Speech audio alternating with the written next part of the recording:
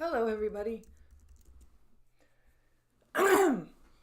Welcome back to the Blind Press YouTube channel. We are here. It is Wednesday. We are going to have some fun. I've got some entertainment and gaming videos to go over. And also, before we get into that, I actually watched Jean Chrétien did an interview with like a longevity YouTuber a few weeks back, and it's just now starting to make the rounds. And apparently, we're like I watched the whole thing. It's not like nothing super impressive or anything like that. But the funny thing is that he kept mentioning how many elections he won and the fact that he won a majority every single time that he won an election. He did mention that quite a few times, and he it was very interesting just to hear him kind of throw shade at the current liberal government. Um, it was just kind of funny, and it was really interesting to hear him talk about his life. Um, he's 91 years old, and he was probably one of the best prime ministers that we've had for quite a while. Yes, he was a liberal prime minister. Yes, we did have the liberal sponsorship scandal when it came to Jean Chrétien. But Jean Chrétien himself was probably the best prime minister that we've had for quite some time. He was very decisive. He never really made decisions based on what other people told him. He was very much I'm gonna do what I think is best type of deal. He was the guy that when George Bush was like, "You're either with us or against us," he was like, "I guess I am against you, eh? I am not going to Iraq, eh? I'm not doing that. We are not going to Iraq, so fuck you." That was basically Chrétien's whole shtick. Now, we did go to Afghanistan, of course, but yeah, he was like, "No, we're not doing Operation Iraqi Freedom." And then Harper came in and said, "Let's go to Iraq." That was Martin. Paul Martin didn't agree with Paul Martin didn't agree with Jean Chrétien. Sorry, I missed the idiot in between. He's an idiot. Captain Reform can just die in a fire. Um. So yeah, it was a very interesting interview to watch. It was like this longevity YouTuber, and it's really interesting to me to see all these politicians going on these YouTube channels, whether they be big or not. So like it's very interesting. Like Nathaniel Erskine Smith, he only has 2,100 and something subscribers. And when he interviewed Trudeau, he only had like 900. So that was pretty crazy. Just to see how like just everything has been going on in the past in the political world has been insane, and we still have Operation Iraq Freedom was Bushy Boy finishing what his dad should have done the first time. Yeah, and that was a states war, and that's what Chrétien felt like. That was an American conflict, and he was like, "No, we're not doing that. We're staying out of it." And he was like, "We'll go fight the Taliban in Afghanistan, but other than that, no." Did I just hear the operation that I was in? Huh? I just heard an operation identification that I am aware of. Ah. When I served for Iraqi freedom, and then enduring freedom, and I got out just before the big surge here, which that was my surge. Surge 2. I I was for Surge 1. These guys did Surge 2. But yeah. The Surge was up! What's the difference between Enduring and Iraqi? Literally everything. Iraqi freedom was just Iraq, kind of a thing. Was just going in, was supposed to be liberate them. We have master straw, all that bullshit. Okay. Enduring freedom was like everybody else. Oh, that was when they expanded into Afghanistan and everything. Kind of thing, yeah. That was when the first whole thing started with "Bye, I'm out." Yeah. Now there was a whole bunch of shit that was interesting with it, but Iraqi freedom I remember the most. Enduring freedom I kind of left. Like that was kind of when my time ended. Was like right about there. That was I don't remember. Right. It was like right around there. Okay. I try not to say dates because I don't want to screw up the dates. Just like with the hurricanes, like I know I've been through like 5 hurricanes, but every time I say the name and then I look up the date, I screw it up. But then I look up the date and I go, "Oh, it wasn't that one. It was that one." Right. So I try not to do that anymore. Hello, Cannibalistic Wizard. Hello, hello, hello. So yeah, we had it was a very interesting interview that he did, and so I've got a bunch of videos for us to look at. We've got lots of entertainment, basically entertainment, gaming stuff.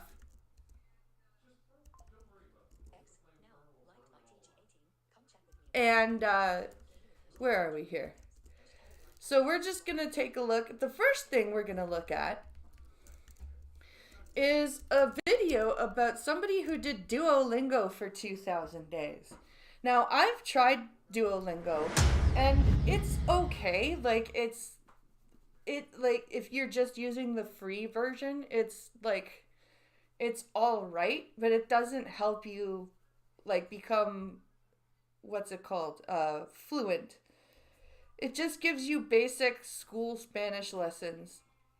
And if you want to do any of the, like, immersive stuff, like listening to a podcast or reading a book or having, like, a conversation, like practicing conversation, you have to buy Superlingo. And Superlingo that's where you get, like, the immersion, all the immersion stuff. So this guy, Old Fart was too typical, man.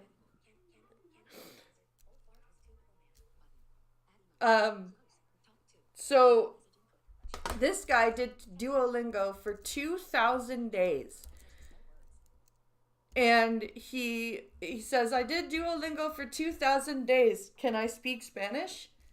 That's the title of this video. So we're going to take a look at it and see what it is.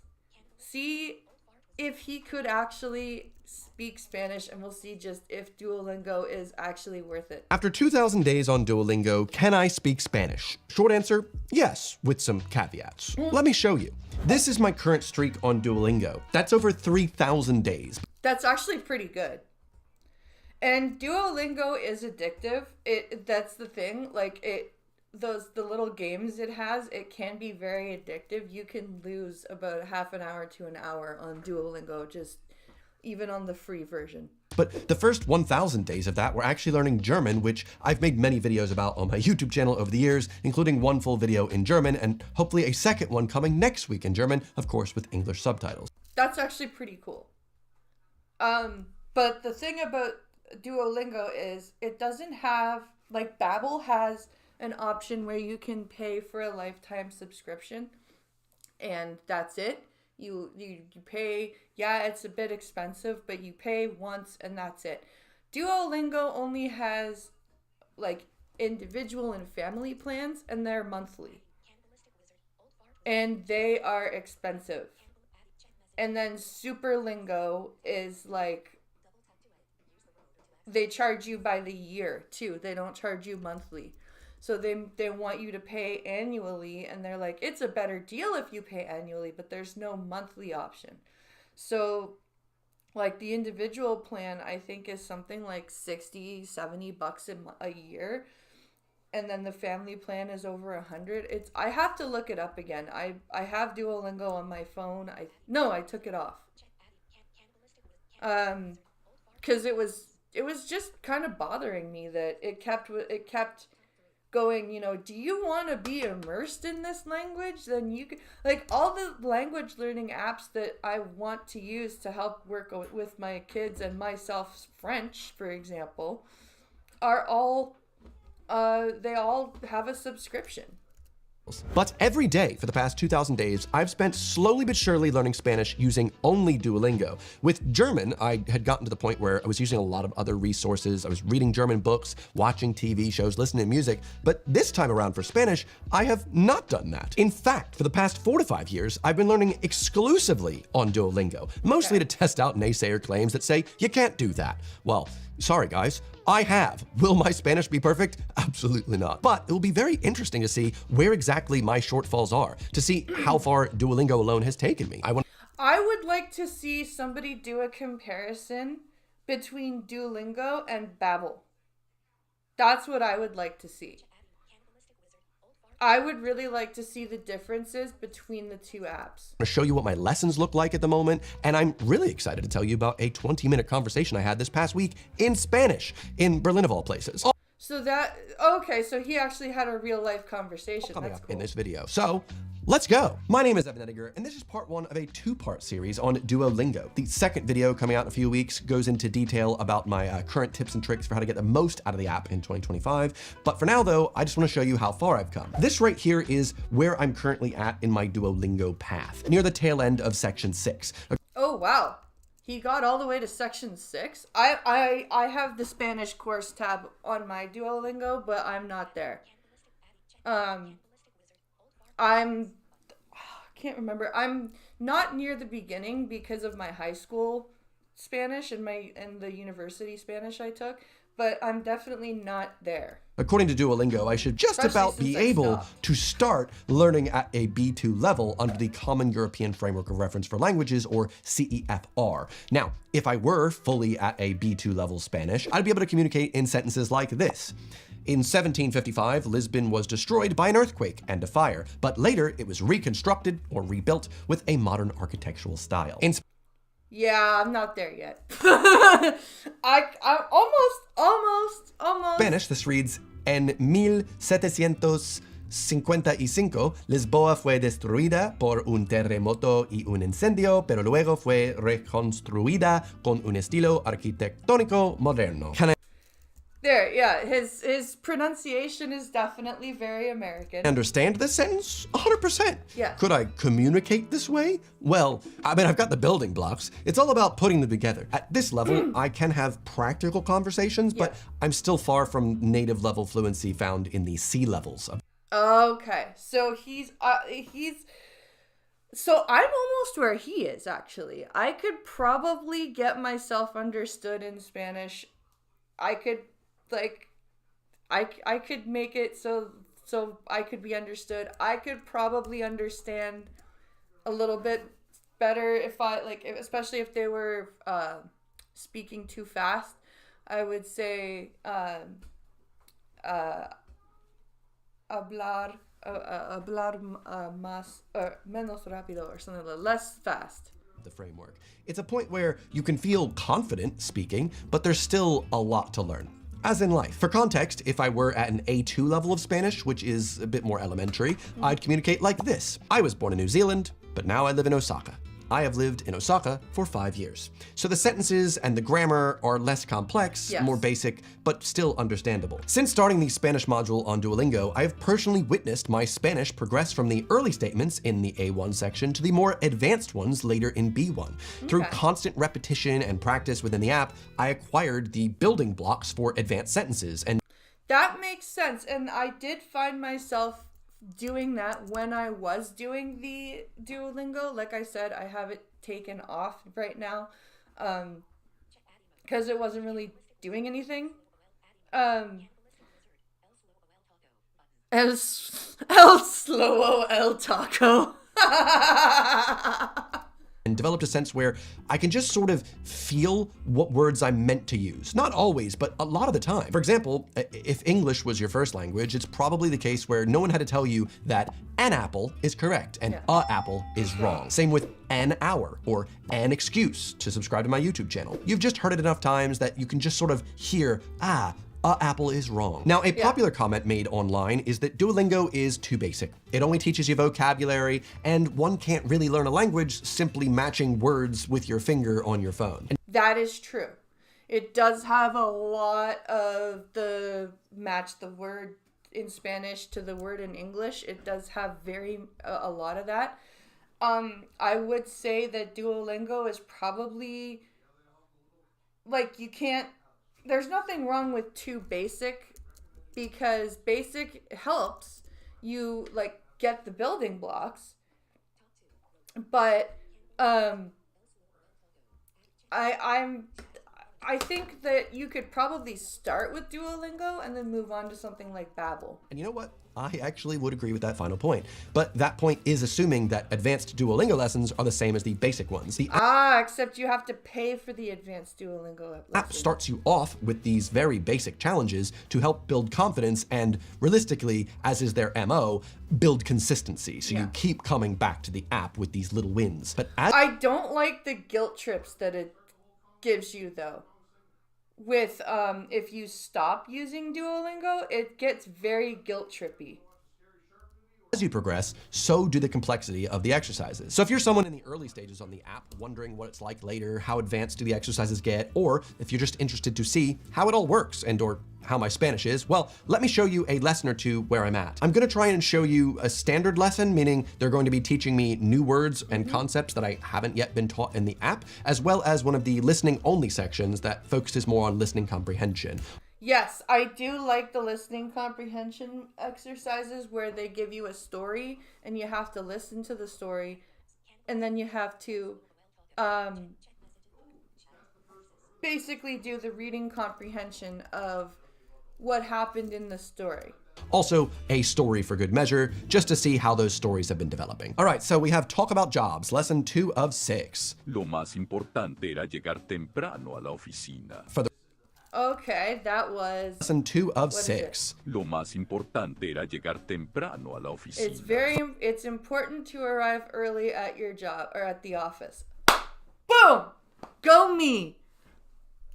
For the record, usually I just skip the section where I can hear him talking because I don't feel like I need that. Lo más importante era llegar temprano a la oficina. A lot of times as well, it will actually trigger as if I've gotten it right just before I finished. I'm like, excuse me, don't cut me off, thank you. Los astronautas tienen distintas profesiones. These The astronauts. Llegar temprano a la oficina. A lot of times as well, it will actually trigger as if I've gotten it right just before I finished. I'm like, excuse me, don't cut me off, thank you. Los astronautas tienen distintas profesiones. Those astronauts, I don't know that exercises right here. I can't see anything. I have to listen and repeat. These are actually quite new as of this year and are really exciting. I like new ways of learning. So you have to listen and repeat. You can't see the words. I have to listen and repeat. These are actually quite new as of this year and are really exciting. I like new ways of learning. Los astronautas tienen distintas profesiones. Astronauts have a distinct profession. Los astronautas tienen distintos profesiones. Los astronautas tienen distintos profesiones. Los astronautas tienen distintas profesiones. Lo interesante es que todos quieren colaborar. Lo interesante es que todos quieren colaborar. I do repeat all the exercises out loud just because that's extra practice. Yeah. Why not? Unless I'm on the tube because I don't want to be a pariah. Lo interesante, the interesting thing is that everyone wants to collaborate with my YouTube channel.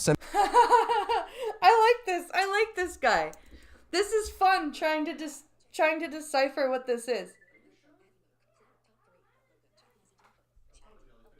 This is really fun trying to figure this out. Everyone wants to collaborate. Ding dong. Lo más más. So it's obviously más. I'm speeding through. Se supone que trabaja como detective. Detective. Más. So it's obviously más. I'm speeding through. Se supone que trabaja como detective. Lo más más. So it's obviously más. I'm speeding through. Se supone que trabaja como detective. Detective. Detective. Oh, see, here we go. It's detective. Detective. Detective. Supposedly, he works as a detective. Lo más importante. Sorry, guys. Lo más importante es preguntar si no sabes algo. The most important thing is to ask if you know something. If you don't know something. Detectives can earn a good salary. So many fun words like this. Los detectivos. Los detectivos. Detectives. Detectives. Fernanda leyó que para ser astronauta debes estudiar matemáticas o ingeniería. Ella está buscando universidades para estudiar esas carreras. So this That was a long sentence. That one's hard. saying Fernanda read that in order to be an astronaut, you should study math or engineering. She is looking for universities in order to study those careers. The question is, what does Fernanda want to do? She wants to be an astronaut. There's a lot of these variations. These ones are like the most basic, but there's a good balance. You don't want it to be all difficult and all easy. You kind of want some wins, some losses. You know, you learn from mistakes. Yes, exactly. That's what I found that Duolingo is pretty good for, and it's accessible too. The app is very accessible, I will say that. Interesante es que el detective está buscar don't make sense, buscando. Está buscando. Not bad, not bad. It's so Está buscando. You always have to put ando after an está. exciting. Viajar Viajar. gratis cuando el trabajo lo paga. Ahora, por ejemplo, estoy viajando a Rusia y no he gastado nada. Traveling for free, the work pays for it. Okay. For example, I'm traveling to Russia and I don't have to spend anything. I think that's roughly correct. Yeah, when the job pays for it. Sometimes I'm like, oh, I got the vibe. Su abuelo fue astronauta y viajó a la luna. Astronauta. This is a word that I've just learned from this lesson. I really have to focus on how it's pronounced so I can figure out how it's spelled correctly, because it might be astronauta. Su It is astronauta. abuelo fue astronauta y viajó a la luna. Astronauta. What? Su abuelo fue astronauta y viajó a la Astronauta. luna. Astronauta? Yep. Thank God. Para ser astronauta, debes tener mucha experiencia. In order to be an astronaut, you need gotta a lot have, of or you should have, a lot of experience. So to be an astronaut, you have, or must, here we go, you must have a lot of experience. So you have to, some of these you have to type in English, some of these you have to type in Spanish, and I enjoyed these a lot. I found that the lessons where you actually had to write things down were pretty fun. I found that really fun. End of each lesson, usually get 2 or 3 hard exercises rather than matching, rather than just choosing a word. You kind of got to write the whole sentence. The most important thing is to be honest and efficient. Now this is difficult. They've just taught me the sentence structure. Lo importante que es, and then it says to be honest, es ser honesto y Lo importante que. I hate that. I hate that structure. I know I know that it makes sense. You learn the basics with it with tener que, but when you have to put the lo and the la, I always fucked that up in school. y eficiente. No! It's the most important thing. I missed the one word there, lo más importante. Oh, and there's also no K. It's one of those mistakes where it's like, take your time. Yeah, you can't put, because that K goes after something like tener, to have. Supposedly. So I don't know this. However, because I'm in one of the first ones where they're just teaching this, I can just tap on se supone. I did not remember that. Supone. Ooh, is it se supone que? Nope. See, I got both the hard ones wrong. You gotta learn these things. Oh, it was K. Se supone que. All right. KN. Here we go. Little pling pling plongs. So, I now want to show you what a story looks like, and I want to show you what an audio lesson looks like, but that's going to take me about 15 more minutes of learning. So let me grind through those and then come back to you when it's time for story time. So these stories are available to you in the free version. I did use some of them to help me learn to go through the Spanish listening process, but I think the audio lessons are not free. All right, finally done that exercise. Now on to the next story. This one's called The Flu Shot. You have options to read it, or it hides some of the words and you have to just listen. I usually do that because why not? Just makes it a little bit more difficult. La vacuna contra la gripe. Yeah, you know what? This is kind of, we've got the gist of this. We're gonna go and we've got the gist. It was it was an interesting little thing, but we've got the gist of it. We're not gonna go for the other 24 minutes. Let's learn about how Seth Rogen discovered how his best friend was a monster. We all know about James Franco and how messed up he is. But did Seth Rogen? I don't think so. Let's take a look and see what this video has to share with us. How does a guy go from being one of the most popular faces in the movie business to being forgotten by everyone? Even his own best friend. In the 2000s and early 2010s, James Franco was everywhere. He really was. He was, especially with Seth Rogen. If you saw a Seth Rogen movie, James Franco was going to be there. Known for his roles in films like Spider-Man, Pineapple Express, and 127 Hours, and beloved for his collaborations with his best friend, Seth Rogen. Together, they were a comedic powerhouse, dominating the box office and earning a reputation as one of Hollywood's most dynamic duos. But behind the scenes, something darker was brewing. As Franco's star rose, so did whispers of troubling behavior, fueled by his questionable actions both on and off set. On set? Interesting. I didn't know about anything on set. This should be good. What started as minor controversies quickly snowballed into accusations that poisoned his career and relationships, including his friendship with Seth Rogen. The two had been inseparable, and their camaraderie was something special. Their movies, I'm sorry, some of their like Pineapple Express and stuff like that, like it would start out really funny and then it would turn out to be like, it would sound super gay near the end. But as the accusations piled up, Rogen found himself at a crossroads: stand by his friend or confront the uncomfortable truth. For years, James Franco was the quintessential Hollywood success story. Getting his big break playing James Dean in the 2001 biopic, Franco quickly became one of the industry's most versatile actors. He had a knack for balancing blockbuster roles with indie projects, and this made him a favorite among critics and audiences alike. He didn't just act, he lived the part, constantly pushing boundaries with the roles he chose, and this made him stand out amongst the crowd. His rise continued with the breakout success of Pineapple Express. That was a funny movie, but again, at the end, it got really, really gay, and that stupid romance plot with his high school with Seth Rogen's like high school girlfriend, that was stupid. But the rest of the movie was funny. Seth Rogen. The two had a natural, easy chemistry, and their partnership quickly became one of Hollywood's most iconic. Pineapple Express was a massive hit, grossing over $100 million worldwide, solidifying Franco's place in the comedy mainstream. He and Seth's friendship, which began during their time on the TV show Freaks and Geeks, that's where they come from. I've never actually seen Freaks and Geeks. I've heard of Freaks and Geeks, but I've never seen it. Stronger as their careers took off together. They shared the same laid-back, irreverent sense of humor, which translated into their films and public appearances. Franco's versatility became more apparent as he continued to diversify his career. In 2010, he starred in 127 Hours, where he portrayed real-life hiker Aaron Ralston. That's right. That's what that was about. That was the guy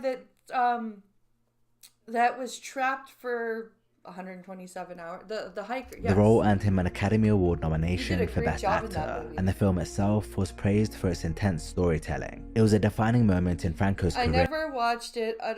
Most Hollywood comedy movies are utter trash to me. Showcasing his range as a serious actor, but at the same time, he continued to take on unconventional projects like Spring Breakers, where he played the unpredictable gangster Alien. With each role, he seemed to be carving out a niche as a risk-taking actor, but eventually this landed him in hot water. In 2014, Franco starred alongside Rogen in the film The Interview, a satirical comedy that centers on two American journalists who are recruited by the CIA to assassinate North Korean leader Kim Jong-un. I remembered, I forgot completely about The Interview. I never watched it. I don't think Pinkalo and I watched The Interview.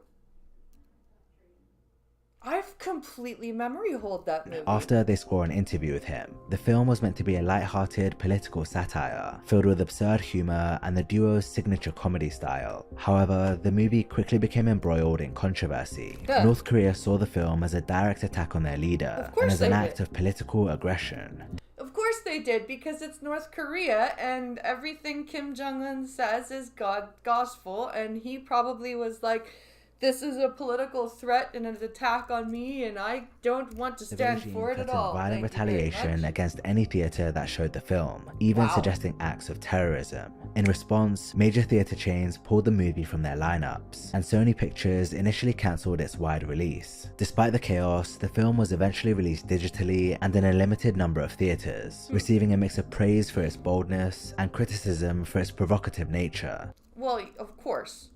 You can't have a comedy movie that doesn't have, let's see, Pincalo says, it looked like absolute dog shit and I refuse to acknowledge its existence. Well, Franco and Rogan were at the center of it all, and they weathered the storm together, but little did they know that things were about to get a lot worse. The same year the interview was released, reports came out about Franco's relations with an underage girl. Lucy Claude, a 17-year-old high school student from Scotland, attended the Broadway play Of Mice and Men, which Franco was starring in. Okay, so Of Mice and Men. Okay, I think I know that book. That's a book, right? That was a book that was in my She took a picture with him I after the almost show read. and shared it on Instagram, tagging Franco. You gotta tag me. Franco saw the photo and decided to send her a direct message, and they began messaging back and forth. Why would he do that, though? Like, at this point, he's got to be in his 30s. Why would he do that? He didn't waste much time, as he quickly asked her whether she's 18, who she's with, and if she has a boyfriend. She replied saying she's not 18, she's with... Tell me about the rabbits, George. That's Of Mice and Men, that's right. with her mum, and she doesn't have a boyfriend if he's around. Despite knowing her age, Franco proceeded to ask what did she say? and she doesn't have and if she has a boyfriend. She replied saying she's not 18, she's with her mum, and she doesn't have a boyfriend if he's around. Oh boy. So she's into it because she doesn't know any better, or I don't know, but he should know better. Despite knowing her age, Franco proceeded to ask which hotel she's staying at and if he should rent a room. Lucy was in disbelief, and she began to question his identity. So she asked him to take a picture of himself holding a piece of paper with her name written on it, and he did. Oh my god. So she was, at first, she was like, I don't have a boyfriend if you're around, ha ha ha. And then he's like, should I rent a hotel room? And she's like, what? However, she still decided against meeting him, and after sharing the conversation with her friends, it got leaked online. Good. News outlets ran away with the story, and Franco did an interview confessing he messed up. I guess I'm just a model of, how social media is tricky. It's a way people meet each other today. Dude, you asked her age. She told you her age. And you still continue to be gross. It may have been Scotland, still fucking weird. Yeah? Yeah? Like, ugh. But what I've learned, I guess just because I'm new to it, it's like you don't know who's on the other end. So I use bad judgment and I learned my lesson. Dude, you asked her how old she was. You asked her if she was 18. She said no. And you continued on. How is that social media's fault? That's not social media's fault. That's your fault.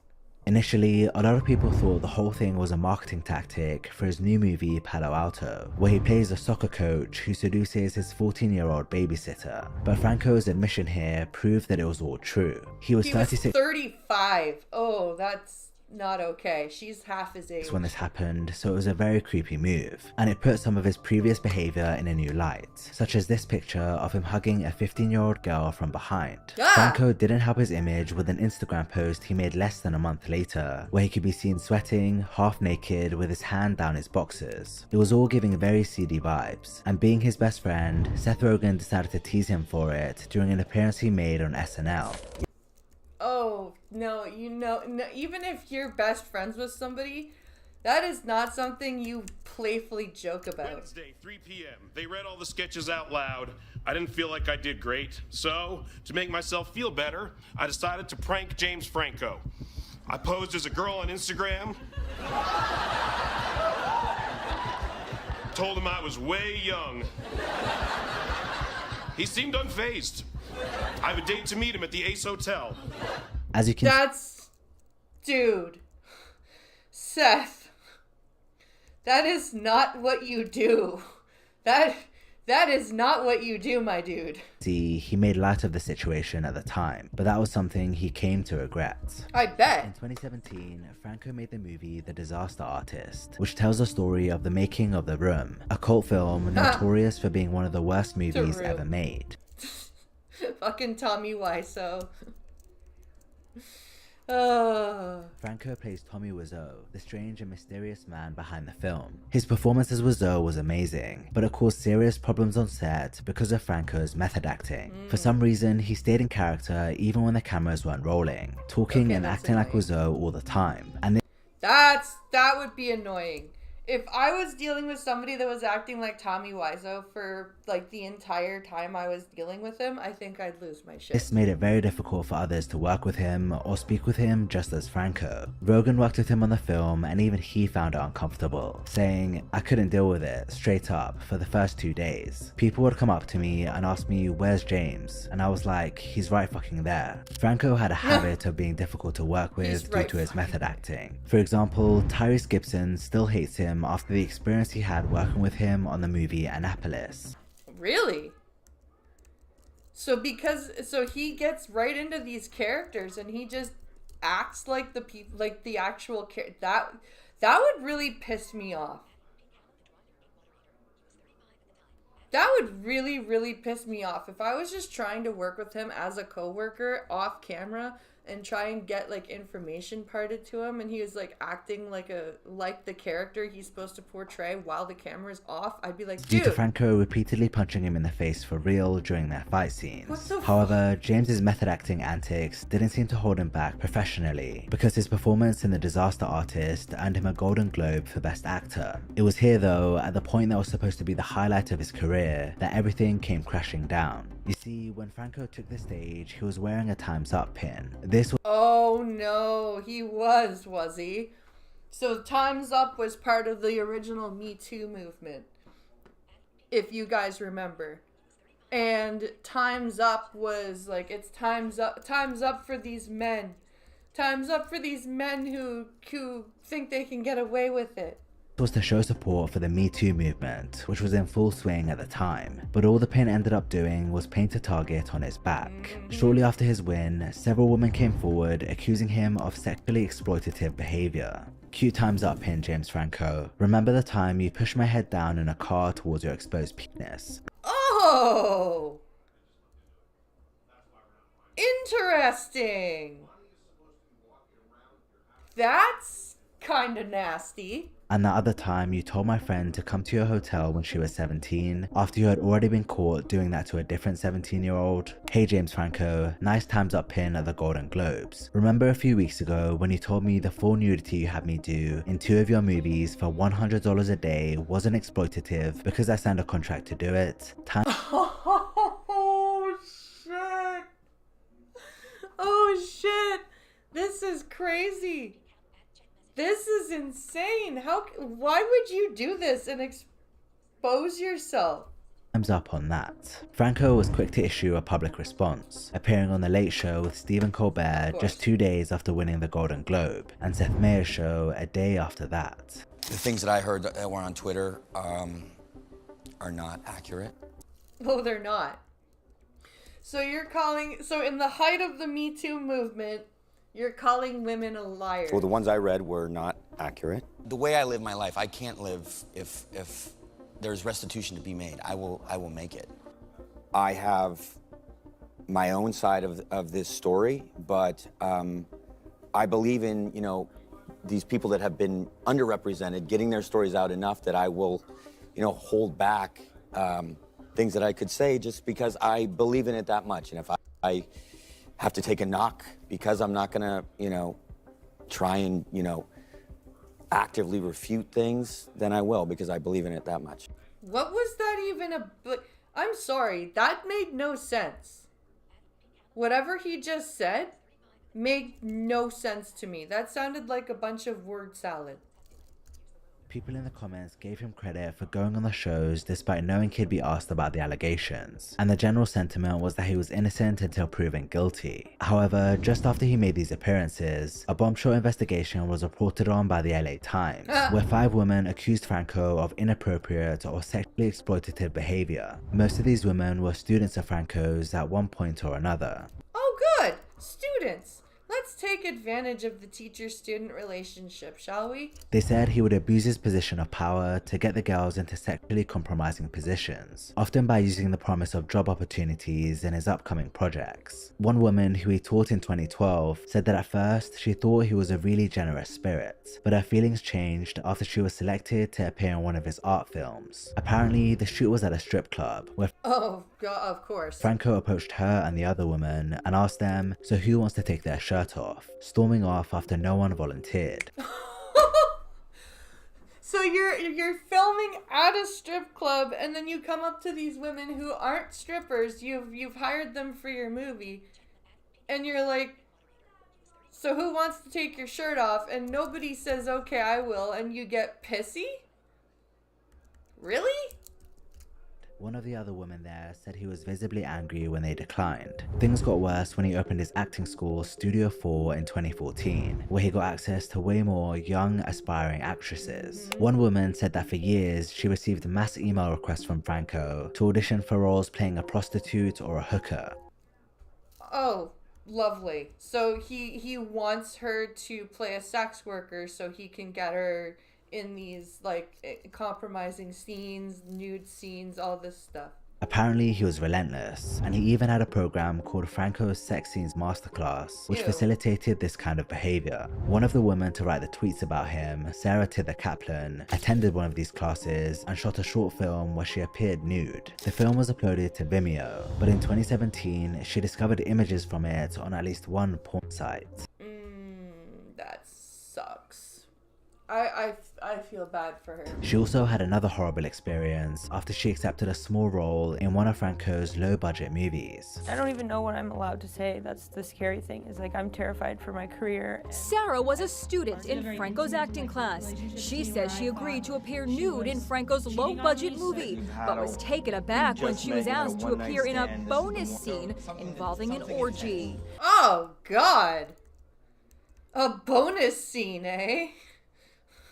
Some bonus. It was a lot of nudity and sex scenes that I felt were not artistically justified and were added in after the fact. She alleged that as part of the scene, she and a handful of other women were selected to appear with Franco, who simulated performing oral sex on each of them.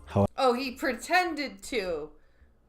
He pretended to perform oral sex, but didn't actually.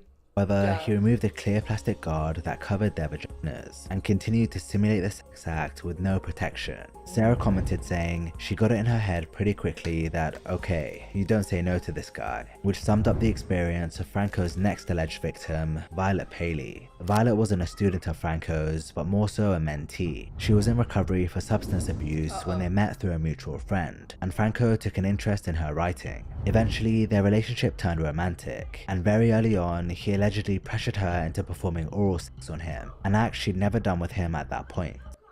Oh. So they're like brand new into the relationship, and he's like, hey, it would be great if you gave me some head. She said, I was talking to him. All of a sudden, his penis was out. I got really nervous and I said, can we do this later? He was kind of nudging my head down and I just didn't want him to hate me, so I did it. Because of the power dynamic, this situation was so surreal, and I wanted him to like me. So she obviously did it because like this is like the Harvey Weinstein thing all over again with the power dynamics. Franco had no issue with abusing his position of authority to get what he wanted. Another troubling situation occurred with his personal assistant, who spoke about how he has a real dark side. He's definitely got two personalities, and that doesn't mean he doesn't have a great sweet side, but when he has his other side, it's the complete polar opposite. So maybe he's bipolar, I don't know. But still, that's just...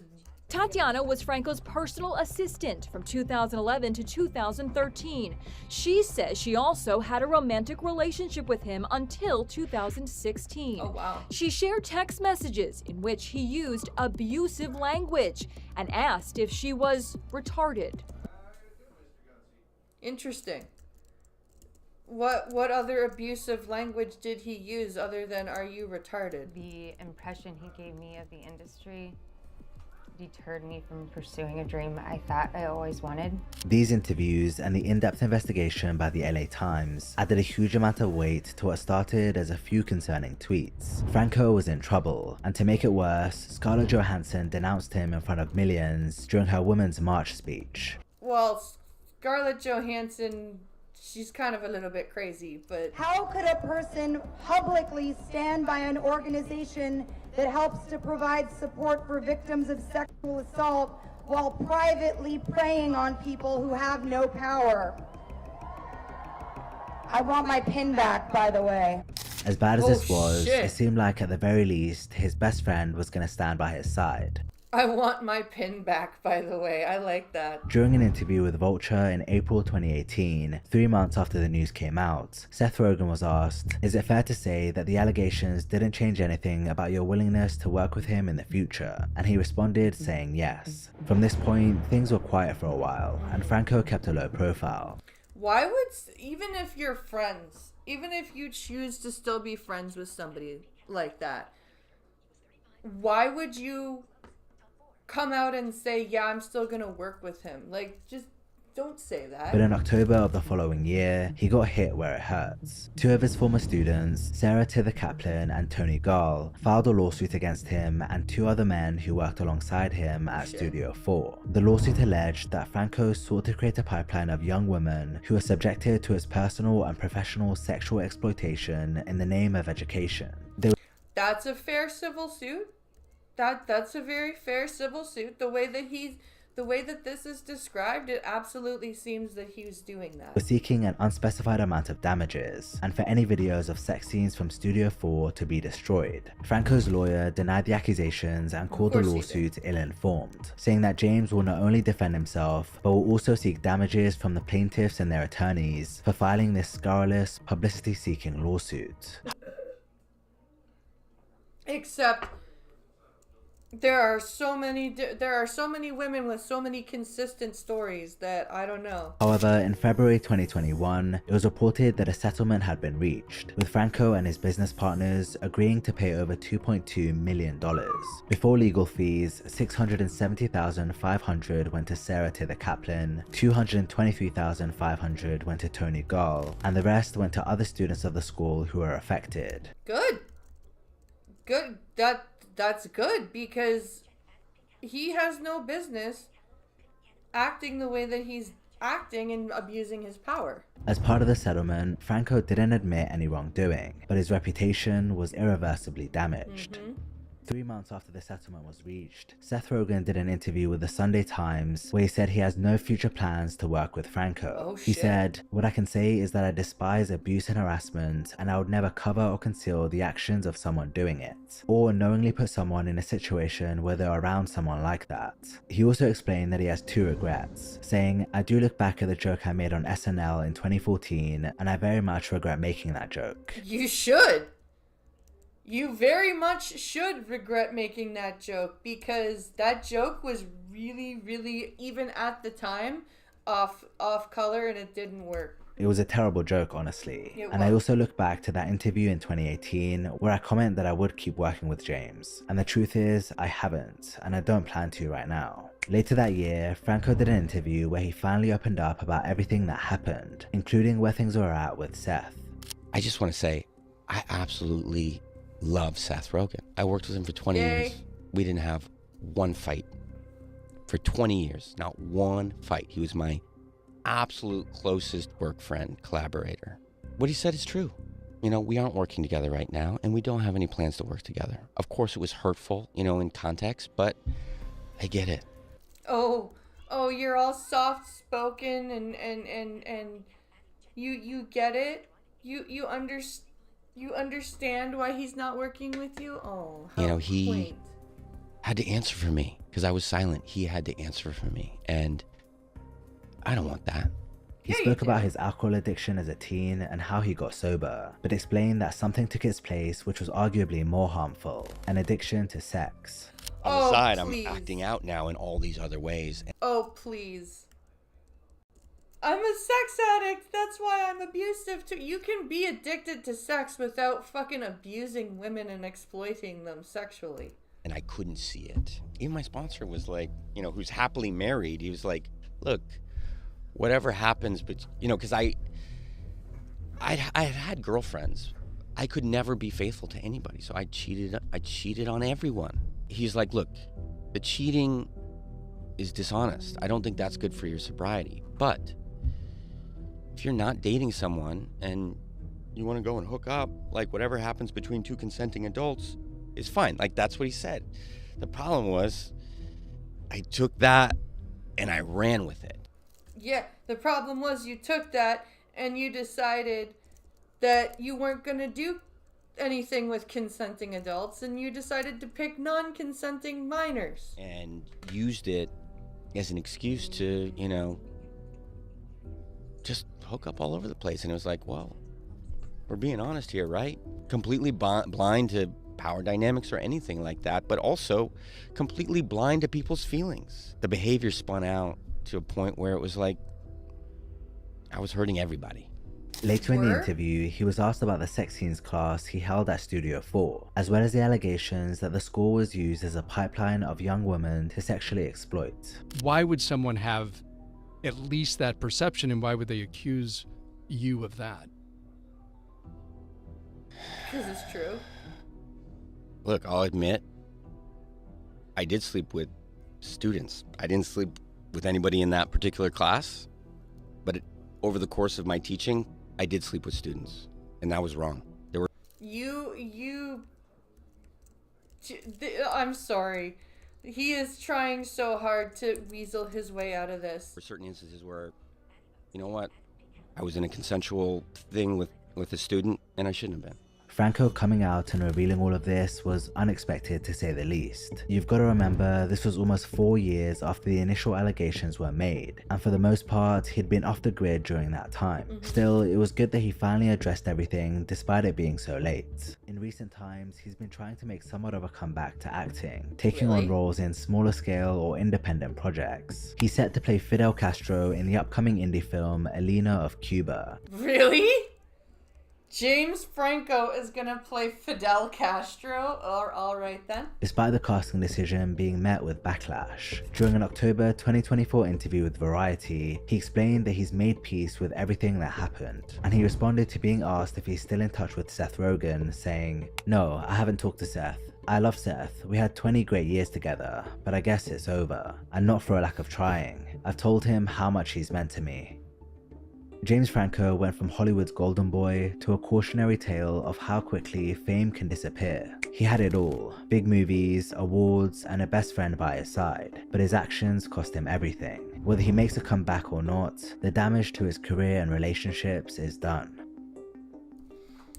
That was a dark little video. Holy shit. There was some stuff there that I did not know about for James Franco's behavior. I did not know that at all. Alright, I'm gonna quickly do a bathroom break because I drank my water way too quickly. Share the stream while I'm gone, and I will be right back. And we will get in our other videos.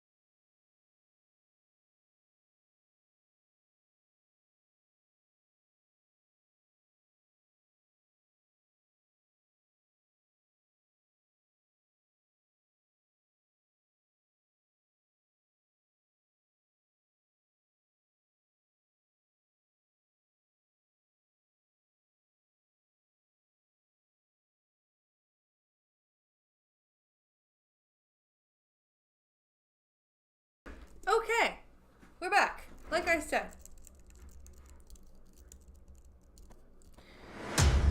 So, before we get into our next videos, I was finding it very interesting.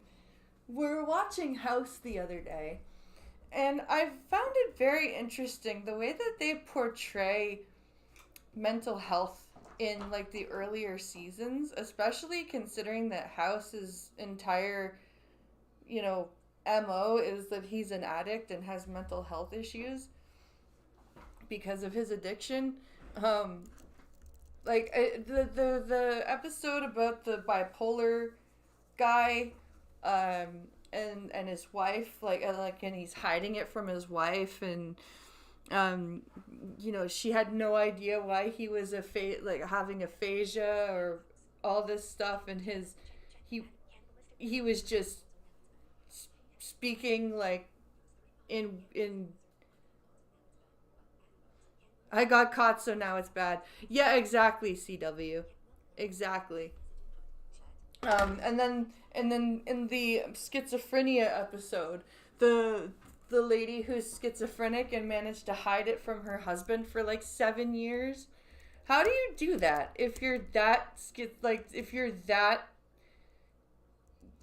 schizophrenic, even if you're medicated? How do you hide it from your husband for that and the husband's like, I have to run away. It's too hard. I can't be with her. It's too hard to be with a schizophrenic person. Even though I've just now discovered that she's schizophrenic and I've only now just started seeing her symptoms. Like, that episode never sat well with me. I find they dealt with like physical disabilities a bit better than they did with mental ones, which I found, like I said, considering that House is a show about an addict with mental health issues, they should have probably done a bit better of a job. But hey, we're moving on to our gaming videos now. I found this video. With the schizophrenic episode, are you missing an important, vital part? What? She killed the kid. What do you mean? Isn't that the one where she killed the baby? No. What's the one I'm thinking of? The one where she killed the baby was the teenager. No. I'm talking about, Bobby, I'm schizophrenic. Yeah. Yeah. There was a baby involved in the beginning of that episode because she drowned the baby and then she smothered the baby because the demons told her to do it. The whole beginning, the whole first half of that episode is she hid it all these years from him with the medication. She knew she had it. Yeah, that's what I'm saying. How do you hide that? The pregnancy let it out. But even if you're medicated, you can't, like, that's what I mean with the writing. Weird, that's how. That's what I mean with the writing. I don't like the writing of that episode. There's no way you can hide a schizophrenic with medication. But I found this video while watching some Asmongold, and instead of watching him react to a video and me reacting to him reacting to a video, I just grabbed the actual video from his description. Concord players are very mad at Marvel Rivals. I didn't even know there were Concord players. That's crazy. Anyway. As you may know, some of the modern audience types have been very upset at Marvel Rivals. Why are they just upset that a game is doing better than they are? As you may know, some of the modern audience types have been very upset at Marvel Rivals. And I recently saw that Concord players, yep, believe it or not, there's actual Concord players that exist. And they're also very upset at Marvel Rivals. Of course, there's probably a crossover between the modern audience types and Concord players. And we'll get to all that in just a minute. Let's start here, though, with a little history. 8 months ago, this post on Our Girl Gamers. Oh my god, r/Girl Gamers, I follow that thread. That's insane. The thing about this video is this is a new video, right? This is 2 days old, right? Yeah. The stuff he's talking about is stuff from 8 months ago on the Rivals Reddit and shit.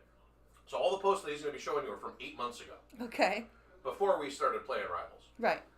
The funnier part is they there was a thing that came out today talking about how the one dude for Squirrel Girl's ass spent like 20 hours and shit.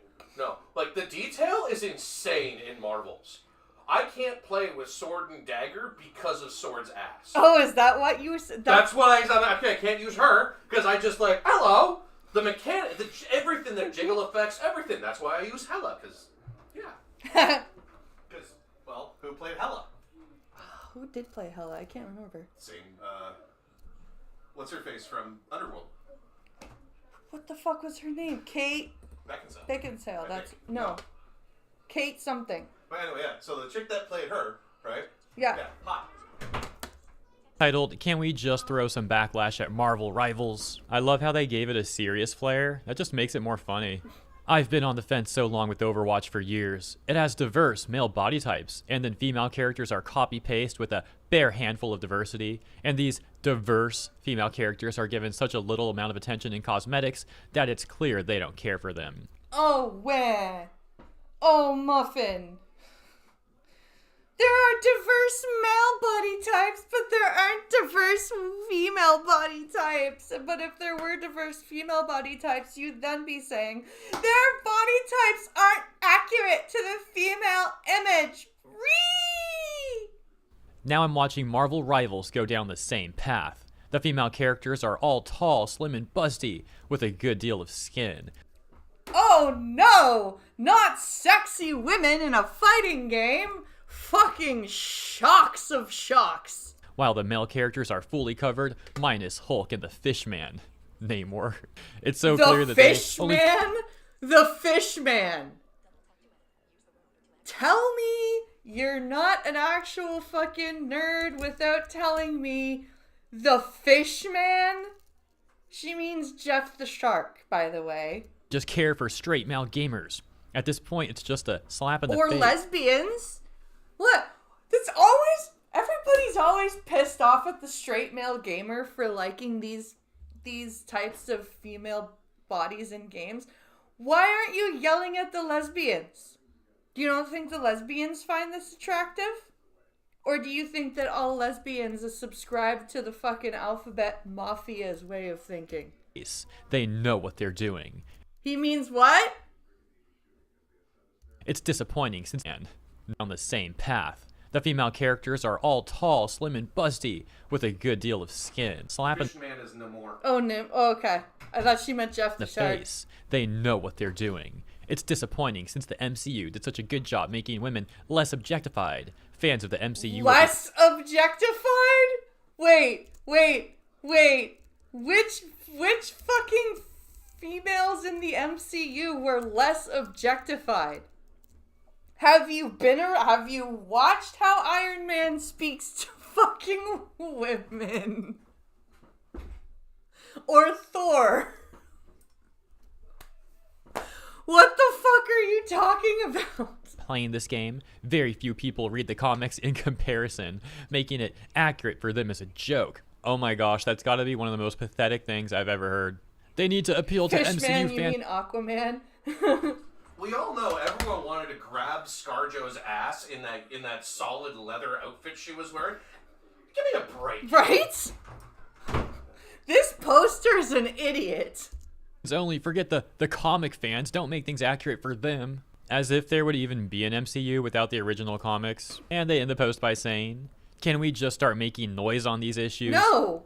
You know what? No, you cannot. Just shut up and play your crappy Sims games and leave the rest of us to have fun, okay?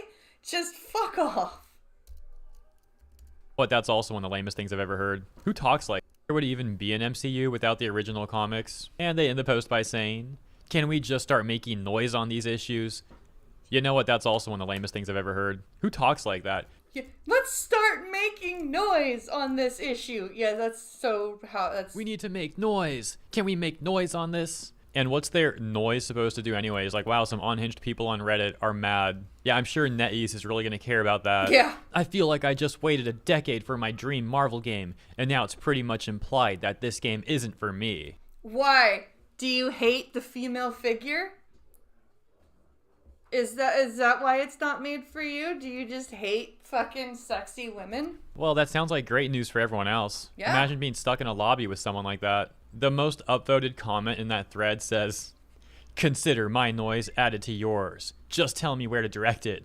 Another top comment says, "Yeah, who would have thought that League of Legends did it best? It's so weird. We've had AAA games with diverse women for ages." Yeah, and there's... Oh my god, shut up with your diversity. Fucking Samus. Samus, okay? Go fuck yourself. And here we are, 5 steps backwards from that.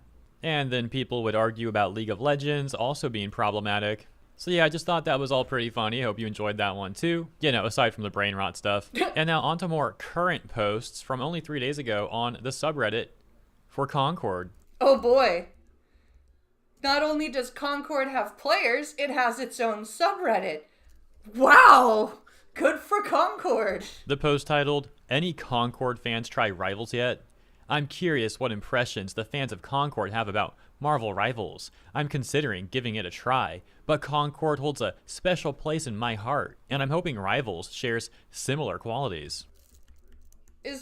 Wait, Concord's supposed to be another battle royale video game, isn't it? Hello, Costin.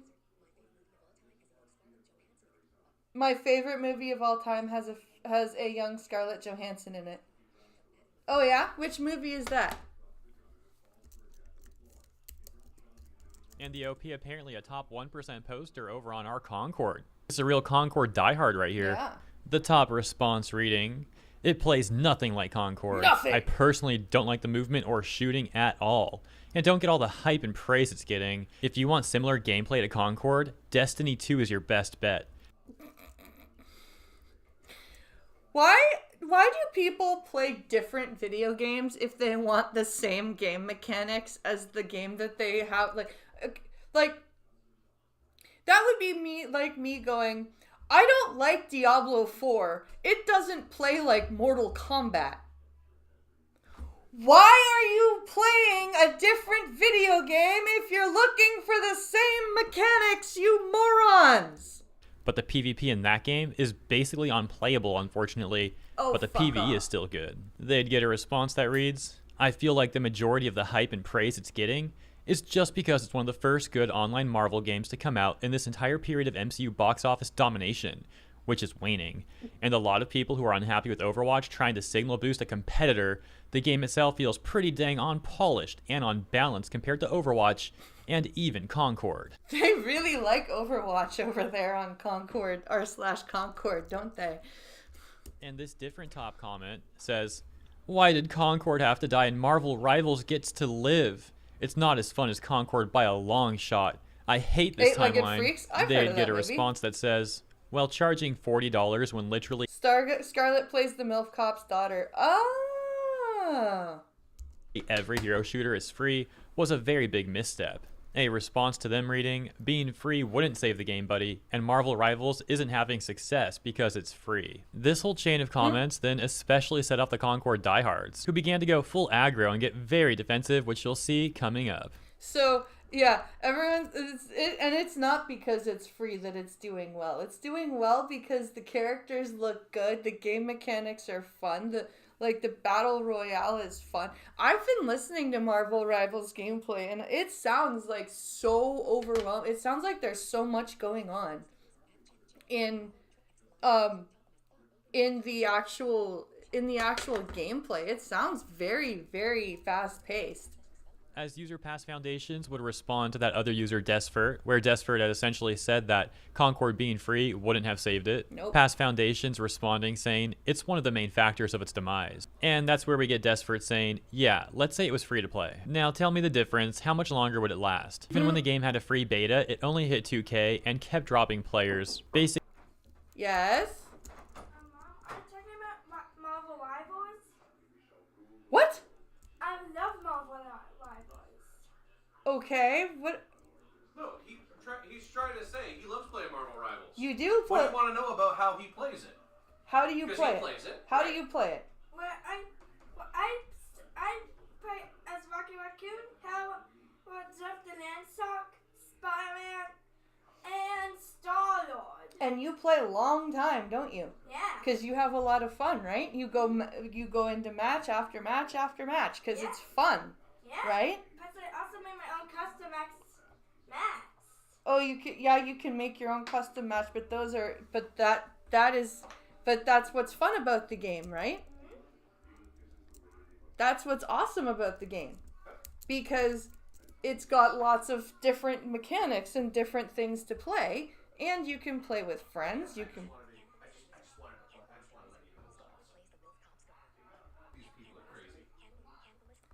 So let's see here. Basically kept the same issues from the beta, and then it died only a few weeks later. It doesn't make a single difference to paint a ship with other colors. If you don't fix the holes, it'll still sink. Yeah. Exactly. Concord is like... I can't even remember who made Concord. Was that a Naughty Dog game? Or, no, Naughty Dog is making, the space game. The space shooter game. That's what they're making. Desperate then going on to list a number of reasons why they believe Marvel Rivals is successful, and concluding by saying, seriously people, stop thinking free-to-play is the answer for everything. It just shows how No. Wait, but focus on what you're doing. clueless you guys are. Yeah, some of them might be clueless, but I think a lot of them are also in complete denial. During the whole Concord saga, the whole Concord arc, we saw $5 for $5? $5 for mukbang? That is cheap mukbang. so many of these defenders ignoring, for example, the whole like DI stuff that Concord had. Yeah. It wasn't even that they didn't recognize it was there. It's like they wouldn't admit that it was there. No, there's DEI. What are you talking about? There's no DEI in Concord. La la la la la la la. They would just do everything they possibly could to dodge how DEI negatively impacted Concord because, hey, they got to do everything they can to defend that corporate policy. Very pathetic. Then we get this hilarious quote that says, Concord failed not because of its design, gameplay, price, or quality as a game, but because it became a target in a culture war. From the moment it was announced. It became a target in a culture war?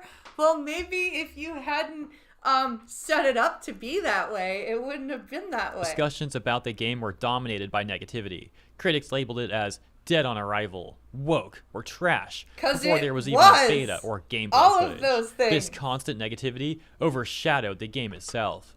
Despite being fun for those who actually played it, few people gave it a fair chance. The backlash was so intense that even liking the game invited ridicule. In the end, more people criticized Concord than actually experienced it, which made it impossible for the game to succeed. This person is not taking into account how most people didn't even want to play Concord because the hero roster was terrible. It's all about the fact that it was a target in a culture war, not the fact that it had bad character choices or bad gameplay or any of that. No, it was just a target in a culture war because it exists. It's like, oh hey guys, here's a bunch of losers you can play as. Yeah, gee, I wonder why that didn't work out. Here's another funny exchange with this user Irate Pirate who responds to the OP.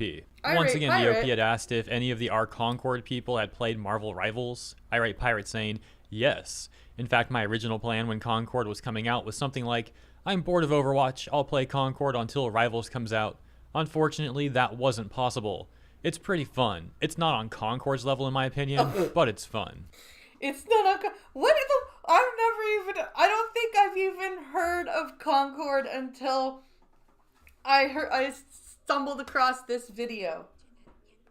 I completely memory hold Concord's existence. User Icy Ruins responding saying, Concord's level was so high that the game shut down immediately. A different user, Lum Sauce, then chiming in saying, y'all are still here. Figured you people would have stopped hanging around hating a few months after the game shut down. But I guess life moves slow when you have nothing worthwhile in it. Ouch! And Icy Ruins responds saying that this post was recommended on their homepage. I also find it funny that Lum Sauce is talking about people still being here on the Concord subreddit, when that can also be applied to the Concord defenders. The game lasted all of 2 weeks, and has been dead for months. Ouch.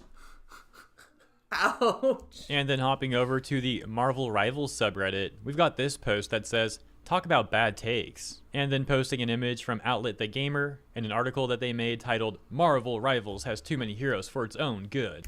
How can you have too many here? I'm sorry. Too big of a roster? There's too much choice. What the fuck? How stupid can you be?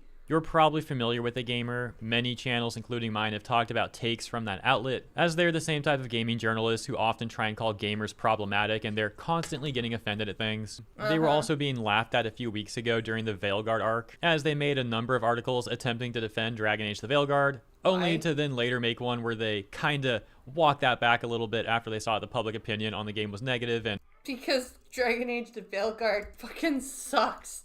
And everybody's like, oh, it's accessible because it has these wonderful... I saw a fucking accessibility games publication. Can I play that? Say, the lack of a screen reader could impact blind people's ability to play the game.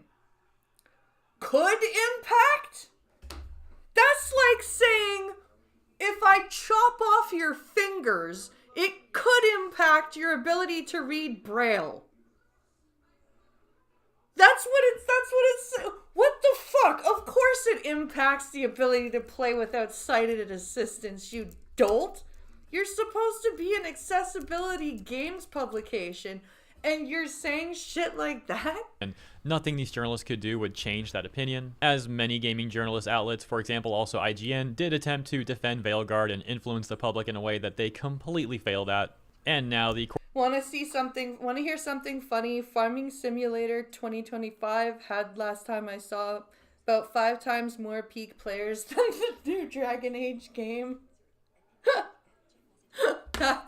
That's funny. Corpo journos over at The Gamer are attempting to insult Rivals and prop up Overwatch, saying that Rivals should have taken more time with its roster, and making a very weird argument that Rivals has released too many heroes already, saying that people don't care about playing them well or trying to learn what their abilities are, which is obviously a really weird thing to say. That's not true.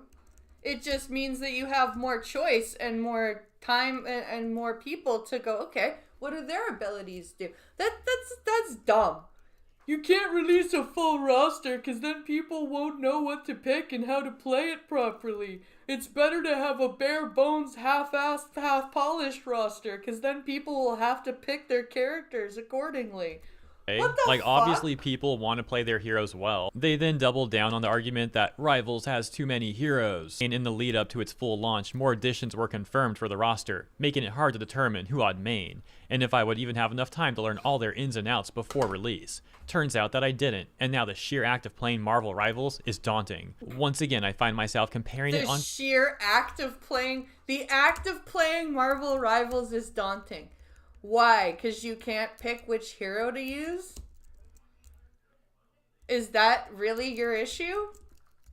Favorably to Overwatch. Yeah, this just sounds like a massive skill issue. Yeah. I only started playing Rivals like 2 weeks problem. ago, so not only did I not play the beta, but I also started it late technically. I don't find it daunting at all. It's a fun game. And I'm not even a great player, but I'm having a lot of fun with it. My child can play it, and he's not daunted.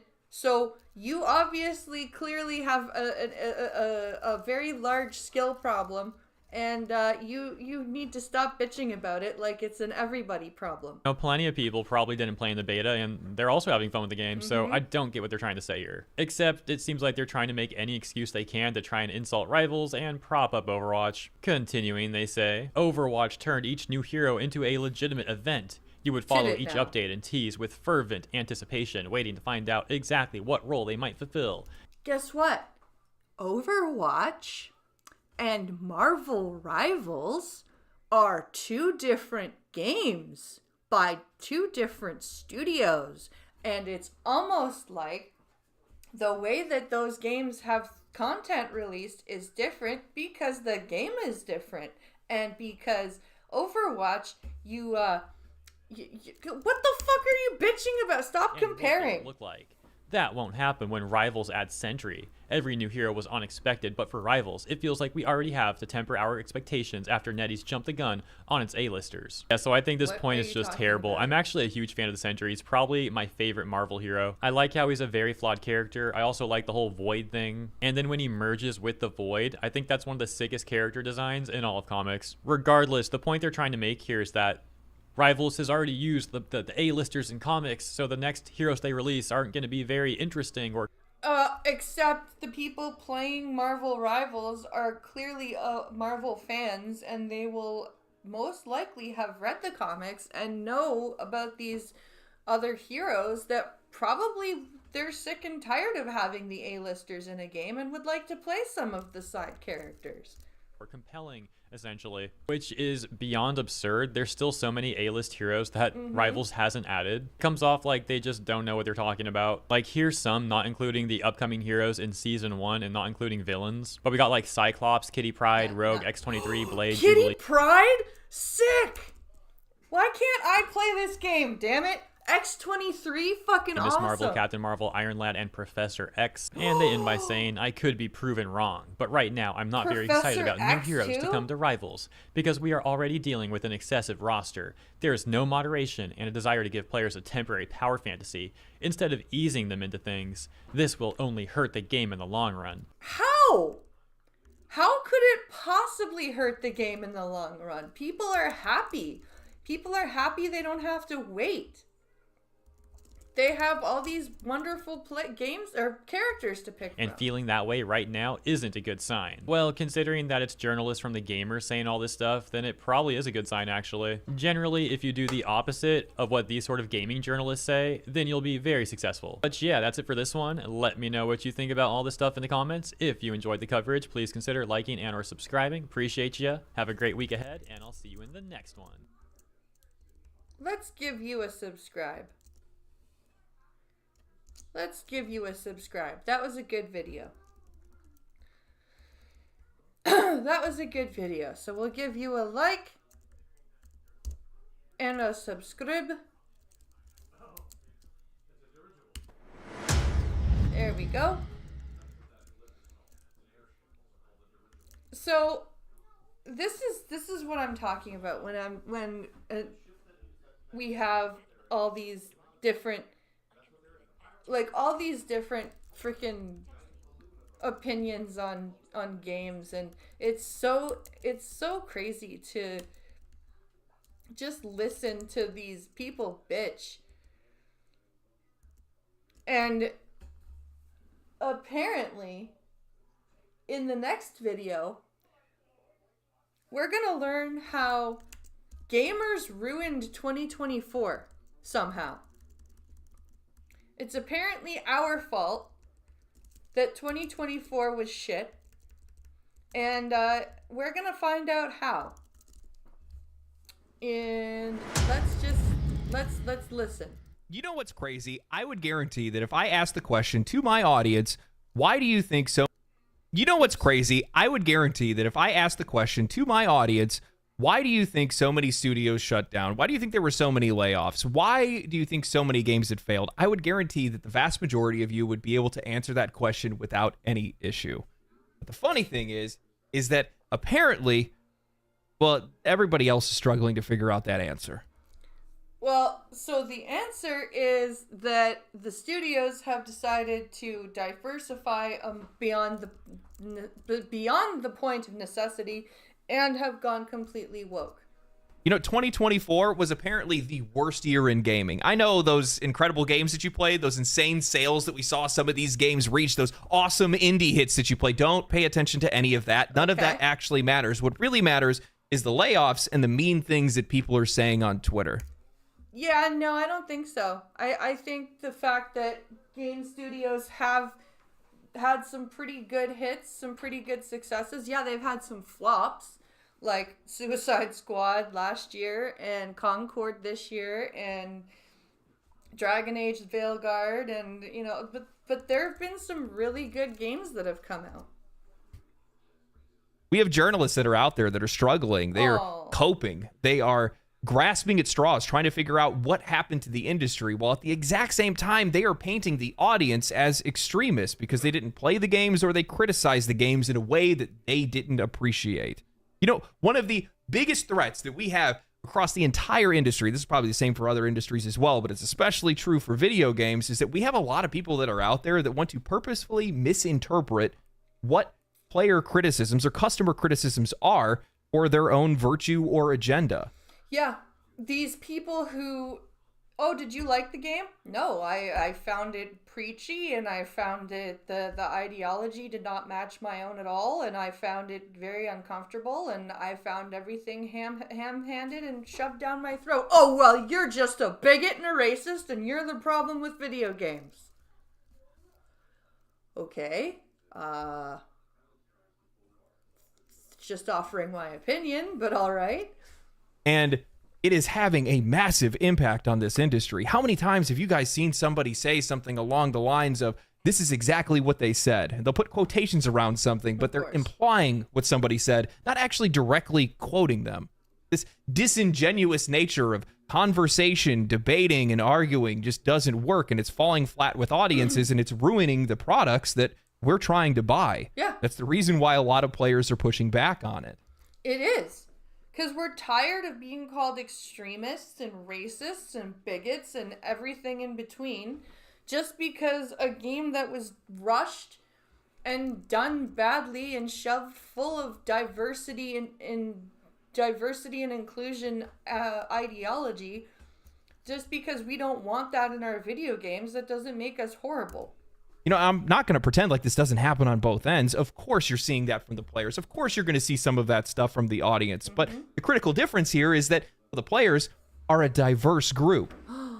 Diversity in opinions and perspectives and life and money and all kinds of different things. And they're going to have varying degrees of what their opinions are going to look like. And the difference between these two things is that the other side of that is an industry that seems like it is monolithically standing in opposition to its audience. Yeah, the video games industry is really getting to the point where it's like, if you don't like what we put out, then you're a horrible person, you have no morals, you're like all of this.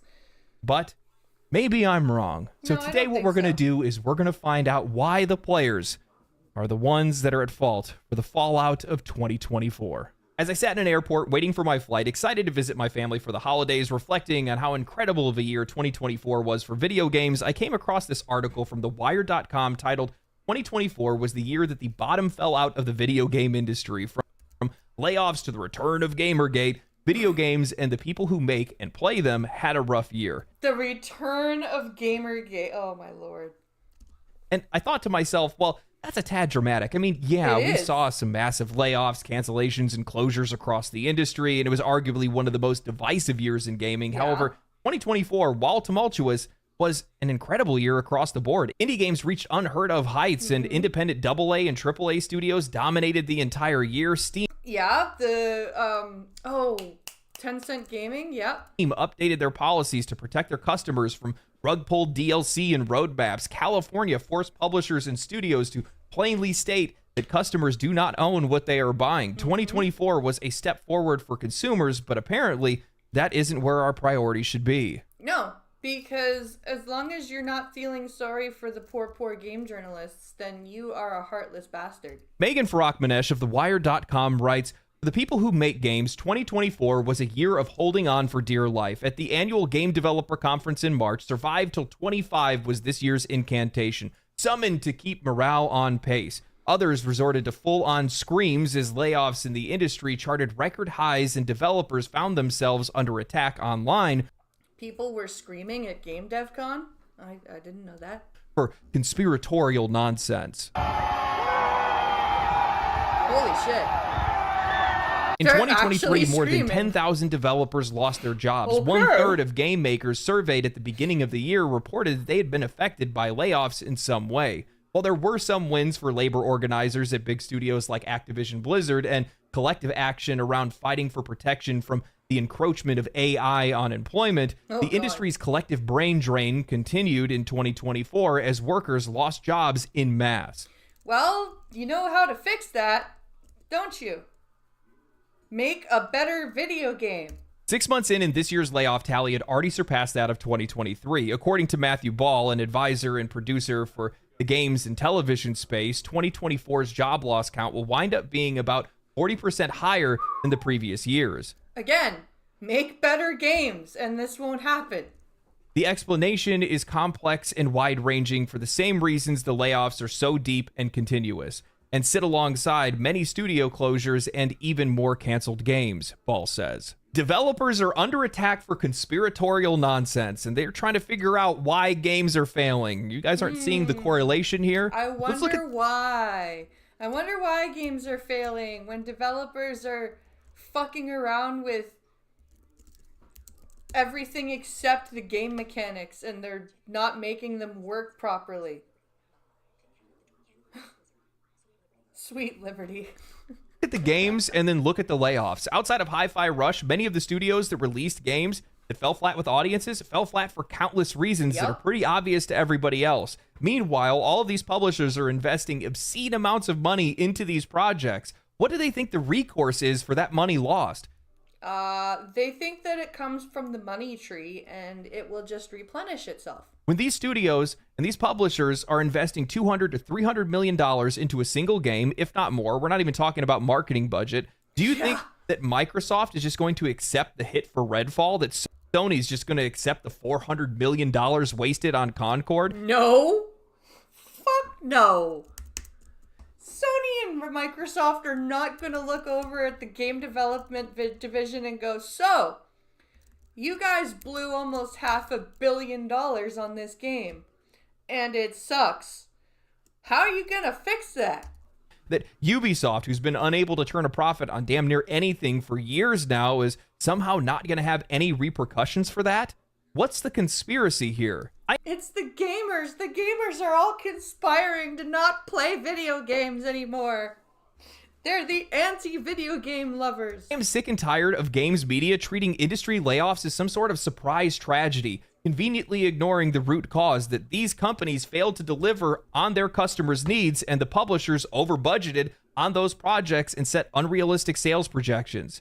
The reality is simple. These players are not buying these games that are poorly made, uninspired, or designed for audiences that don't exist. Studios have spent years now chasing fleeting trends, pushing live service games that are riddled with microtransactions, and prioritizing their ideological messaging over the quality or meaningfulness of the content they're supposed to be delivering. When these games flop, it's no mystery why. There's no conspiracy here. This is an industry that's not under attack from external forces. It's sabotaging itself through greed, ego, and tone-deaf decision-making. Yeah. It's like... You can't just fucking do nothing and expect your game to be a hit. You know, one of the other things that really bothers me is the special treatment that the games industry gets, the layoffs and closures. These aren't unique to just gaming. Every single industry is facing economic challenges right now because, well, people are facing economic challenges right now. Yeah. Everybody is facing an economic challenge. That's why every industry is hard hit right now. Like, it's not any sort of istophobe mentality. It's just people can't afford to buy shit right now.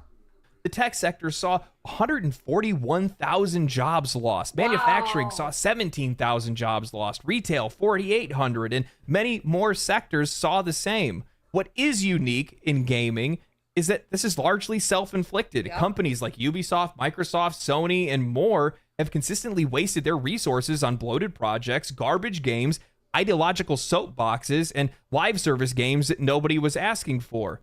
Yeah. They completely blow their money on products that nobody wanted. They don't market them properly. They don't build them properly. They don't populate them with characters that people want to play. And then they're like, why is nobody buying our product? We're going broke. They hate us.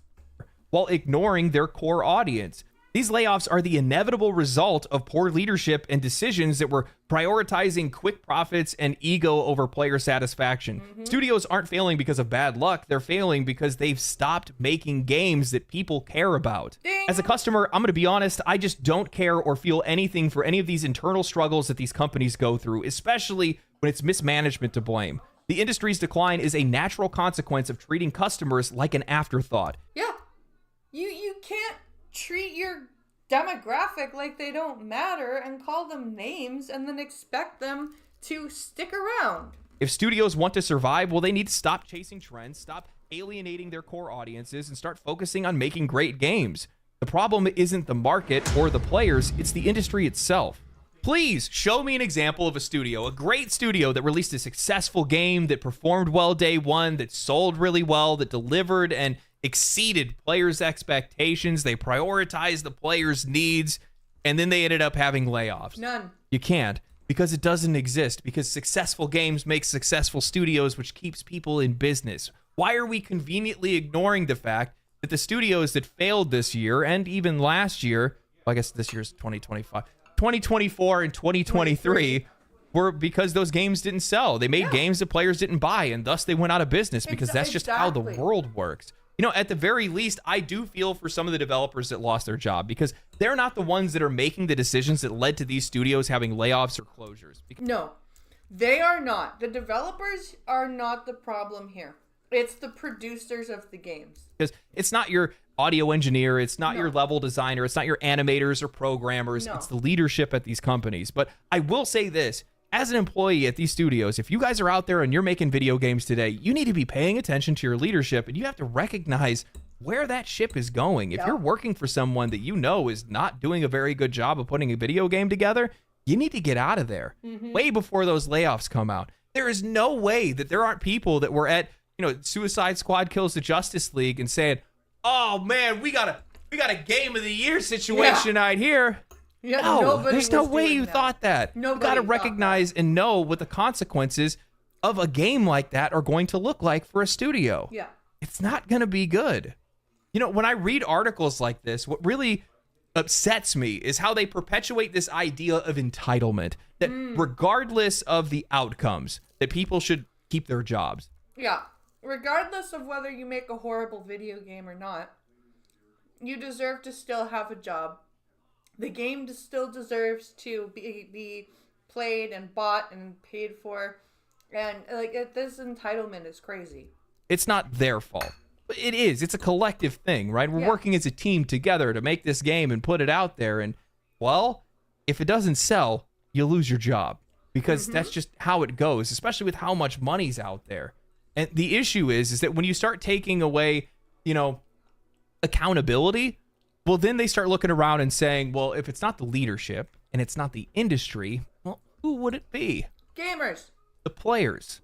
The writer continues with, as the industry faltered, games suffered. High-profile releases like Suicide Squad Kills the Justice League were commercial failures. While there were many reasons for this, online right-wing groups reduced it to a single mantra. Fuck off. Online right-wing hate groups. Really? That's what we're going with? While there were many reasons for this, online right-wing groups reduce it to a single mantra. Go woke, go broke. By their logic, if a game does poorly and has even a whiff of diversity, be it regarding gender, sexuality, or race, that disappointing performance is the fault of diversity, equity, and inclusion. Except that you can have a diverse character without it being hated. And that's been proven. So that's a load of shit from that DEI. article. Although there have been incredible games released this year, Balatro, Final Fantasy VII Rebirth, Metaphor ReFantazio, Astrobot, Black Myth Wukong, they couldn't distract from the troubles faced by the people making them. They couldn't make up for the fact that the meta-narrative of video games in 2024 was bleak.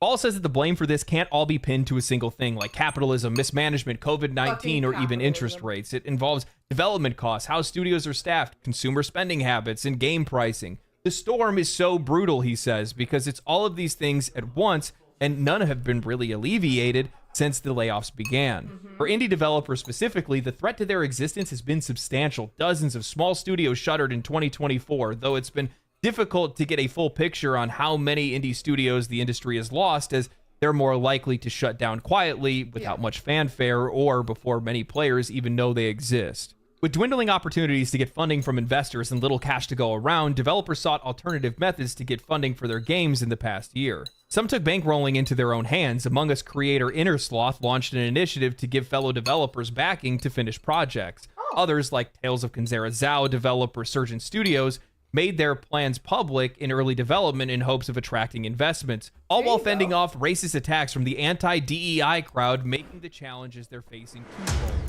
I'm sorry, the racist attacks from the anti-DEI crowd.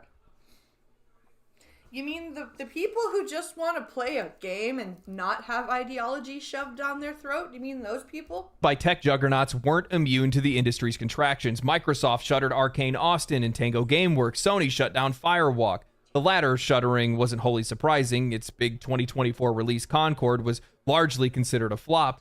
But having a hit didn't give any studios a safety net. Near universal acclaim for Tango's Hi-Fi Rush didn't stop Microsoft's axe. It did, though, however, give Tango just enough juice to be revived by a new buyer. Okay. In other words, it's been a dismal year for morale. When developers gathered in Los Angeles for June's Summer Games Fest, developer New Blood Interactive bought out a billboard solely to memorialize their fellow developers who'd lost their jobs. That's sad. But at the same point, that doesn't make it the player's fault. At all. We love you, we miss you, we hate money. It's just so performative and disingenuous, and it hurts to read. That line about Black Myth, Balatro, and Astrobot, and how the success of those games couldn't distract from the trouble of the people that were making them. Those employees don't have any trouble. They're chilling. They're kicking it right now. They're working on the game that they already made, or they're working on the next game that they're going to make. Exactly. The people who made the successful games, they're not the ones that are in trouble. Having a hit doesn't provide a safety net. Hi-Fi Rush was a game that had critical success, and I'm sorry, but writers, journalists, and reviewers, you don't matter if the game doesn't sell well. It was a niche game. It was great. I had a lot of fun playing it, but it released on Xbox and PC Game Pass, a game that was largely played for free under a subscription, and the only game that people liked that actually came from a studio that suffered a closure or layoff. Yep. We hate money? Yeah, it's obvious that they hate money. Yeah, it is. It's very obvious. It is incredibly obvious that they do not like money and they do not like success. Because otherwise, they wouldn't be complaining and doing this shit. We've learned that by now. It's why they can't keep their employees or stay in business. They're making things for the sake of making them rather than making them for an audience. And that's fine, by the way, but there are consequences for that. And tell me, what is the purpose of sliding in these snide remarks about DEI like player reception isn't a part of this issue? This article's treatment of diversity and player criticism is a textbook example of bad faith argumentation. It dismisses legitimate concerns about poor writing, inauthentic representation, and shallow characters by highlighting some of the most extreme comments from a fringe minority. Yeah, they're picking and choosing from like the absolute wackadoos out there that do say the racist shit. And they're like, see, everybody that hates DEI is like this. Branding them as right-wing groups if they have any sort of criticism, chanting, go woke, go broke. This straw man tactic is a deliberate attempt to devalue the opinions of players who want better writing and characters that actually feel authentic. Yeah, that's the problem. They dismiss anybody that wants a proper game. They continue to focus on these inflammatory remarks. The industry avoids engaging with the real issue. Players are tired of being sold half-baked stories and poorly executed characters that are dressed up in the guise of progressive messaging. Sure, there are some weirdos that are on the internet, but there are also thoughtful conversations about these issues as well. These criticisms the players are raising aren't about rejecting diversity, it's about rejecting bad diversity, forced, one-dimensional, inauthentic characters and stories that are meant to meet their personal worldview rather than actually serve the narrative. Right, because you can't have a diverse character. Like, fuck, man. There's a blind NPC in Diablo. There's a fucking...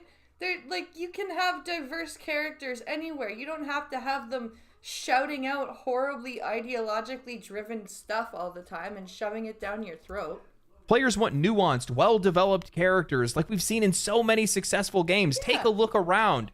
There are plenty of games with plenty of diversity in some of the most successful games of 2024. These writers are living in their own universe at this point. They were spewing nonsense about how Black Myth Wukong wasn't including women when in fact the game was filled with female leads in the story. Space Marine 2 had a black amputee in Brother Chiron steal the show in the final leg of the campaign in some of the most badass moments of the whole damn game. That's true. Final Fantasy VII Rebirth's Barrett was one of the best voice performances all year, and that game tackled deep issues with parenting, adoption, and PTSD. Oh, really? Interesting. I didn't know that. Metaphor ReFantazio's entire premise is around racism, prejudice, and more. What's even more glaring is that wow, it's almost like you can tackle issues of society without having everything ham-handed to you. this article completely disregards the massive successes that we saw in indie games in 2024, which contradicts all of their doom and gloom. Titles like Pal World, Enshrouded, Plucky Squire, Animal Well, Pacific Drive, Crow Country, Mouthwashing, and Manalords not only thrived, but they captivated audiences. They found their own audience with their originality, their authenticity, and their focus on gameplay over scope. By ignoring these successes, player concerns, and why some of these studios actually shut down, this writer is doing nothing but painting an incomplete and ultimately a biased picture. At the very, very, very least, a biased picture. At the most, a disingenuous, intentionally a disingenuous picture. They are so tied up in the virtue of their actions that they never take the time to think about the actions themselves. It's all about optics. It's all performative. It's nothing more. We have an entire industry that is so terrified, so absolutely terrified to just say that some people are bad at their fucking job. Yeah. It's as simple as that. The characters suck. The writing sucks. The premise sucks. The gameplay sucks. The writing is contrived and formulaic. We've seen it 1,000 times. When I played Dragon Age the Veilguard, it felt like I was watching a Netflix television show. Ugh. You know, I'm going to rant now. I watched The Chilling Adventures of Sabrina. I used to love Sabrina the Teenage Witch. Fucking Sabrina. I love Sabrina the Teenage Witch. I didn't care for the new Netflix Which stuff. when I was a kid, judge me, I don't really care. But in the show, they had this character that was a female to male trans, and they wanted to join the basketball team. They sucked. They were terrible. They couldn't hit a shot. They got ran out by all the guys, and they were only good when someone cast a spell on them. That sounds familiar. They pushed down one of the players on the team down a flight of stairs and almost killed the guy. It's supposed to be a wholesome story, a wholesome coming out story. That player that fell down the stairs, couldn't remember anything, comes up to them on crutches and apologizes. What's the moral of the story? What the fuck? That's not Sabrina. I'm glad I never watched Sabrina the Chilling, the reboot of Sabrina. That's horrible. What are you even doing at this point? That's horrible. While that's TV and this is video games, it's the same trash, garbage level writing and character writing that players are trying to push back on. Yeah. That's the reason why a lot of these players are voicing their concerns and trying to talk about it. And yeah, you're going to have some people that are out there, they're going to latch onto it, and they're going to be the hateful few that are out there, but they're going to police. Doesn't it? That's from the Netflix reboot of Sabrina. Yeah, apparently that's from the Netflix reboot of Sabrina. But you have folks with genuine concerns that you really need to pay attention to, because a lot of these games, a lot of this media is doing nothing but perpetuating negative stereotypes that's doing more harm to these minorities than good. Yeah, you could tell, for example, when I was playing through the Mortal Kombat storyline, you could tell which writers had done what you like. The NetherRealm writers had done their awesome story, blah blah blah, and then the fucking Sweet Baby Inc. influence showed up with some of the lines that they had certain characters say, and it's like, oh god, it takes you right out of the story. We have people that are out there that want to be heroes of virtue but don't have the skill to execute on it. That needs to be called out. You have to call that out. Because if you don't, these problems only continue to get worse, and you end up making groups look worse as a result of that. Is that what you really want from this? Yes. Can we not sit back and point out how garbage Dragon Age the Veilguard is? We can't talk about how poorly executed a game like Suicide Squad Kills the Justice League, or how garbage the character designs for Concord is? No, and we also can't talk about how Prince of Persia shouldn't have won the accessibility award, because that's apparently wrong. And because it's not accessible to everybody, and because it's not accessible to everybody, I shouldn't point that out, because it still has groundbreaking accessibility features, and I shouldn't be allowed to point it out. We can't talk about those kind of things. How is the industry supposed to get better if you guys don't just take the gloves off every once in a while? And as a customer, that's what I expect, because I'm a gamer. I'm supposed to be coming to reviewers and writers for their expertise on these issues, but they don't want to talk about those kind of things. I want to talk. We all want to talk about the quality of these games, but we're just not allowed to because the industry just isn't interested in it. No. The industry doesn't want to hear our opinions. They just want to call us names and tell us that it's our fault that their bad writers and bad game developers lost their jobs.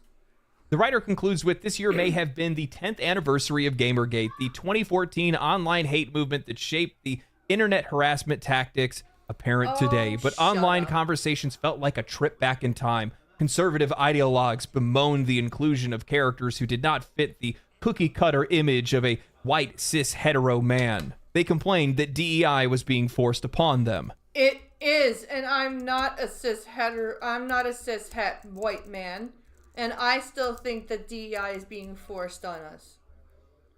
I think it's absolutely disgusting. It wasn't. In March, harassment towards a small consultancy agency called Sweet Baby Incorporated reached new heights as bad actors organized through Discord, Steam forums, and other online spaces. Branding themselves as Gamergate 2.0, online mobs harassed developers using tweets, DMs, YouTube videos, and Twitch streams. They targeted anyone with any connection to Sweet Baby and other consultancies, a fairly wide net, as consultants are often brought on to advise on accuracy, sensitivity, and more. They had a list of games that Sweet Baby worked on. That's all they did. There wasn't like a mass campaign of hatred towards people. They just had a list of games that Sweet Baby had their hands in and said, hey, don't play these games if you don't want this kind of diverse crap. Their mission was fighting against wokeification. The realities of the economic issues impacting the games they love had no place in their tactics. The specter of diversity had more pull than analysts and experts. Games with black leads and characters were derided as forced. Female characters deemed unattractive or masculine were because they were unattractive and masculine. Suffering from the DEI chin. Dragon Age the Veilguard was criticized by far-right trolls for its customization options, which allowed players to create characters with top surgery scars and play with a non-binary companion. Why would you want that? Why does your character need to have top surgery scars? Why can you not just have some escapism and play a fucking character that isn't you? Holy shit! After reviews were released, conspiracists latched on to cliche phrases and other language as proof that BioWare was instructing reviewers how to talk about their game. I know they did. Tanya looks like a dude. Freaking... Yeah, like, none of... You look at Mortal Kombat X versus Mortal Kombat 1. Big difference. I am just so sick of seeing people rewrite history regarding Gamergate 2014. Journalists continue to this day to present it as nothing more than an online hate movement, ignoring that at its core, Gamergate was about ethics in journalism, a criticism of media outlets and their cozy, clearly visible relationships with developers and publishers. That message was quickly buried under straw man arguments highlighting the most extreme views possible, a minority, a vocal minority more than anything else, a tactic that conveniently allows them to deflect any accountability. This exact same strategy is on full display here, framing the criticisms of diversity, storytelling, and representation in game as far-right trolling while avoiding legitimate concerns about the quality and authenticity of the work that's being delivered. Yeah. They're claiming that we're doing exactly what they're doing to us. Legitimate concerns about the quality and authenticity of the work that's being delivered. I can't believe that they would bring up Gamergate 2014 in the same breath as Dragon Age the Veilguard. Yeah, let's call the customers conspiracy theorists when we know that reviewers that were critical of the game didn't receive review codes. when every reviewer that scored the game an 8 or... Wait. If you reviewed the game poorly, you didn't get a code? Really? So if you provided an honest fucking review of Dragon Age the Veilguard, you didn't get a code? If your review was below 8 out of 10? That's fucked up. Game didn't receive review codes. When every reviewer that scored the game an 8 or a 9, well, their review sounded like the game was more like a 10. Each one of them saying a return to form for BioWare, while the product that was delivered to the customers didn't meet the expectations that were set by those reviews. Well, that's fucked up. That is incredibly fucked up. I don't think that BioWare told reviewers what to say. Yeah. They definitely controlled who got it first, and the people who got it first were those who are desperate to make sure that one of these games win, and they will do anything and say anything to make that happen. Yep. I will never forget Jason Schreier going on Twitter to gloat about Dragon Age the Veilguard, saying, "Go woke, go top the charts," only to say in the comments that he doesn't even like the game. He just likes seeing the chuds get dunked on. That's funny. He doesn't even like the game. He just wants to see quote-unquote right-wing people get dunked on, even though most people who don't like Dragon Age and are calling it out are not right-wing. They're just fucking gamers who want a good game to play. Of course, he would later then remove this entire post when it was revealed that the game wasn't a success. Look, I'm not going to pretend like the trolling or extremist positions don't exist. No, I know they it's do. real. I see it. They absolutely do.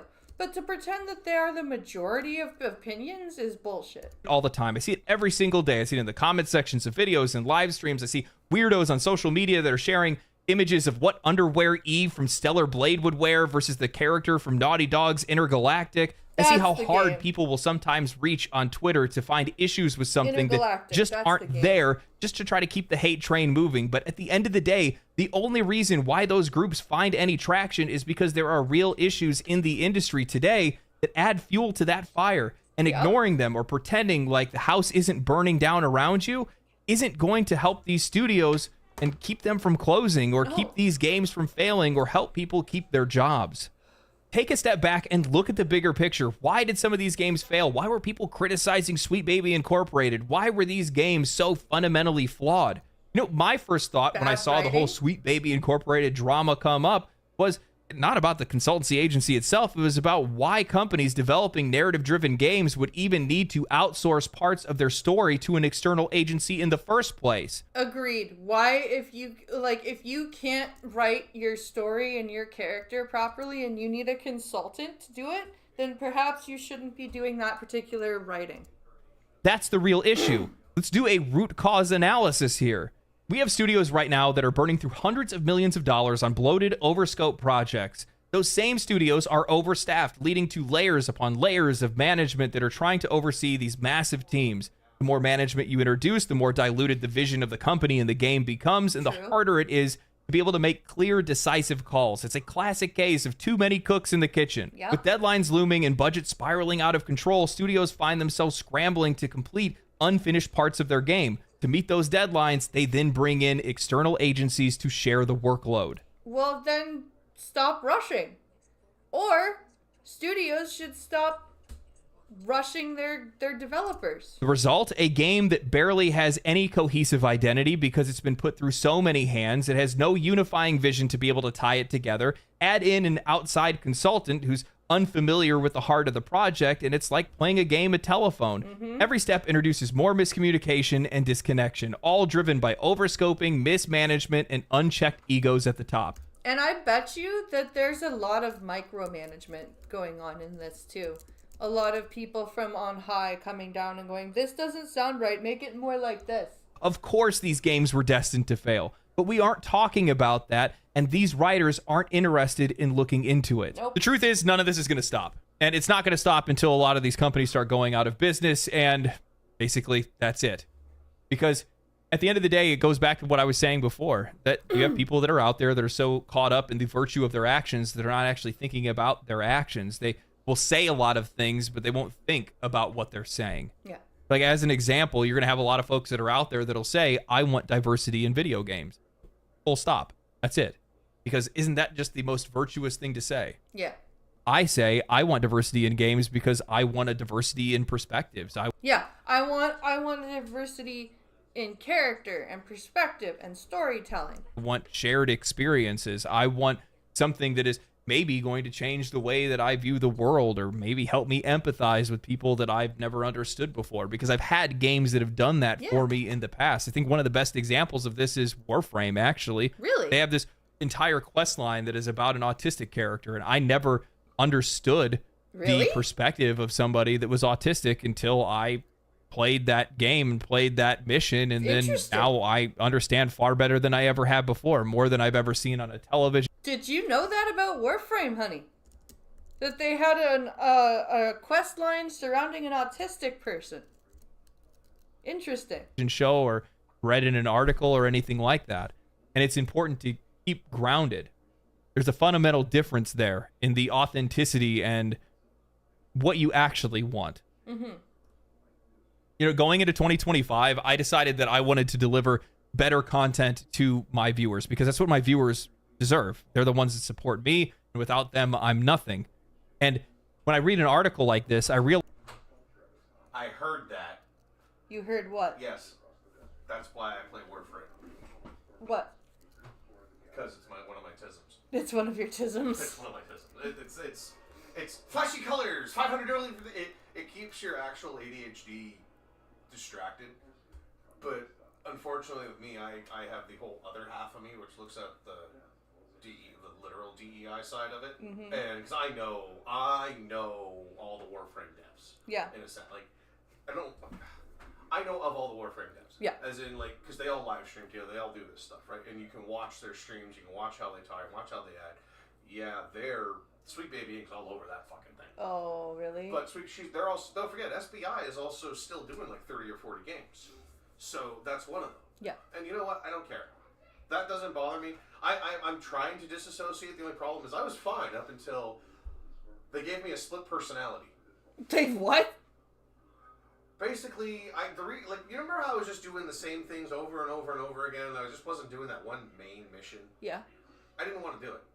Because what it ended up doing was it ended up opening up this whole other part of the ship in which it's your true form, your true self. Okay.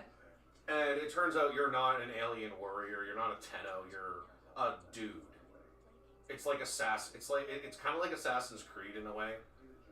Like you're a modern day guy in a mech suit now is what you're Samus. Okay. But you're bipolar Samus with massive depression. That sucks. And you wear flowers, and there's a lot of weeaboo shit involved. That would make me. I wouldn't want to. Actually, it really did make me depressed as being an original beta tester for that game. Like because I did closed beta for Warframe. Yeah. Like I was closed beta for 3 years before it actually launched, and I loved it. And then it got repetitive, and then I went, okay, well that's fine. We're doing beta shit. Who cares? Right? Yeah. And then they launched, and none of this shit was involved. And then I stopped playing for a year and a half. Because remember I had that shitty laptop, I couldn't handle it, so I couldn't play it. I was busy playing console shit. So then I hopped back into it once I got the katana, and I'm like, oh yay! And then I decided to finally do that mission, that Oregon mission, and that actually it opened up a whole new set of features and shit. Yeah. But at the same time, you must accept yourself for who you are kind of bullshit made me want to just burn the whole fucking game to the ground. Sorry, to the point where I'm kind of not even playing it anymore. I'm sorry, if you're depressed and bipolar, no, you do not have to accept yourself. You know what? Then you find games like It Takes Two, and you find out how successful that fucking trash heap is. and reading it, you get depressed just watching the fucking trailer because it's literally you're a little mixed race kid whose parents are getting divorced, and your whole thing is the video game is you playing as both people to try and make your parents stay together. It's a fucking mind fuck. That's sad. It looks depressing as shit. But the worst part is you're trying to do this while going through all happy-go-lucky flowery areas. Realize that that's just not what this industry is interested in.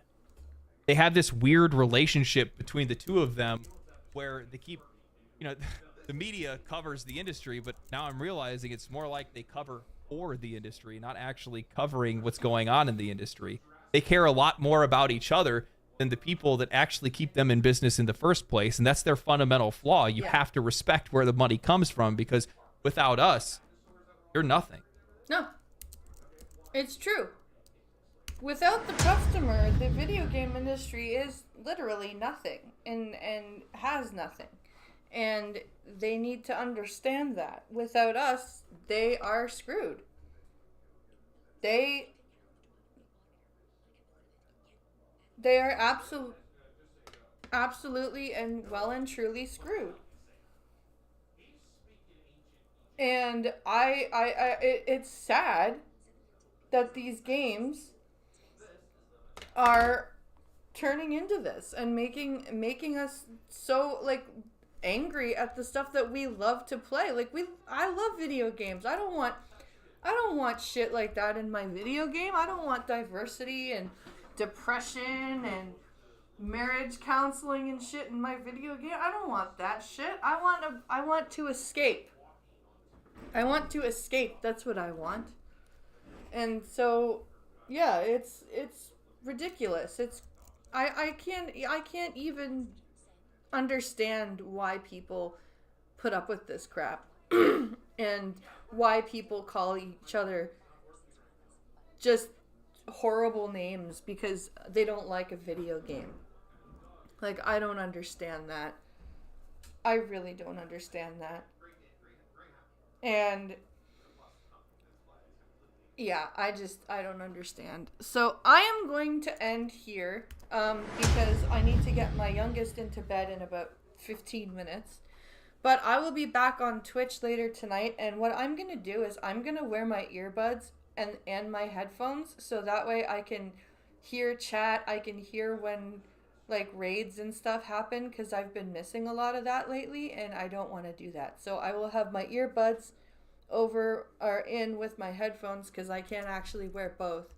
So don't worry, if you come in and say hi to me, I will actually hear you. And yeah, it'll be good. It'll be fun. We'll have a good time. We'll hopefully finish that stupid side quest, because I logged off in the dungeon. So I just have to find the damn door and get through and kill the bishop. That's what I have to do, because I've put the mechanical boxes on the pedestals, but I couldn't find the bishop or the door, so we'll have to do that. And then we can do other stuff. But yeah, I'm going to go get my kid ready for bed. I hope you guys have a wonderful evening, and I will see you later on Twitch. Don't forget to give me a follow, twitch.tv/blindpress. There are links in the description of this YouTube video. You can go find yourself a mug at streamlabs.com/drivingape/merch. You can become a patron, or you can send in a tip via streamlabs/blindpress/tip. So thank you all for watching. I will see you guys in a couple hours on Twitch. Have a wonderful rest of your evening, and I'll see you then. Bye, guys.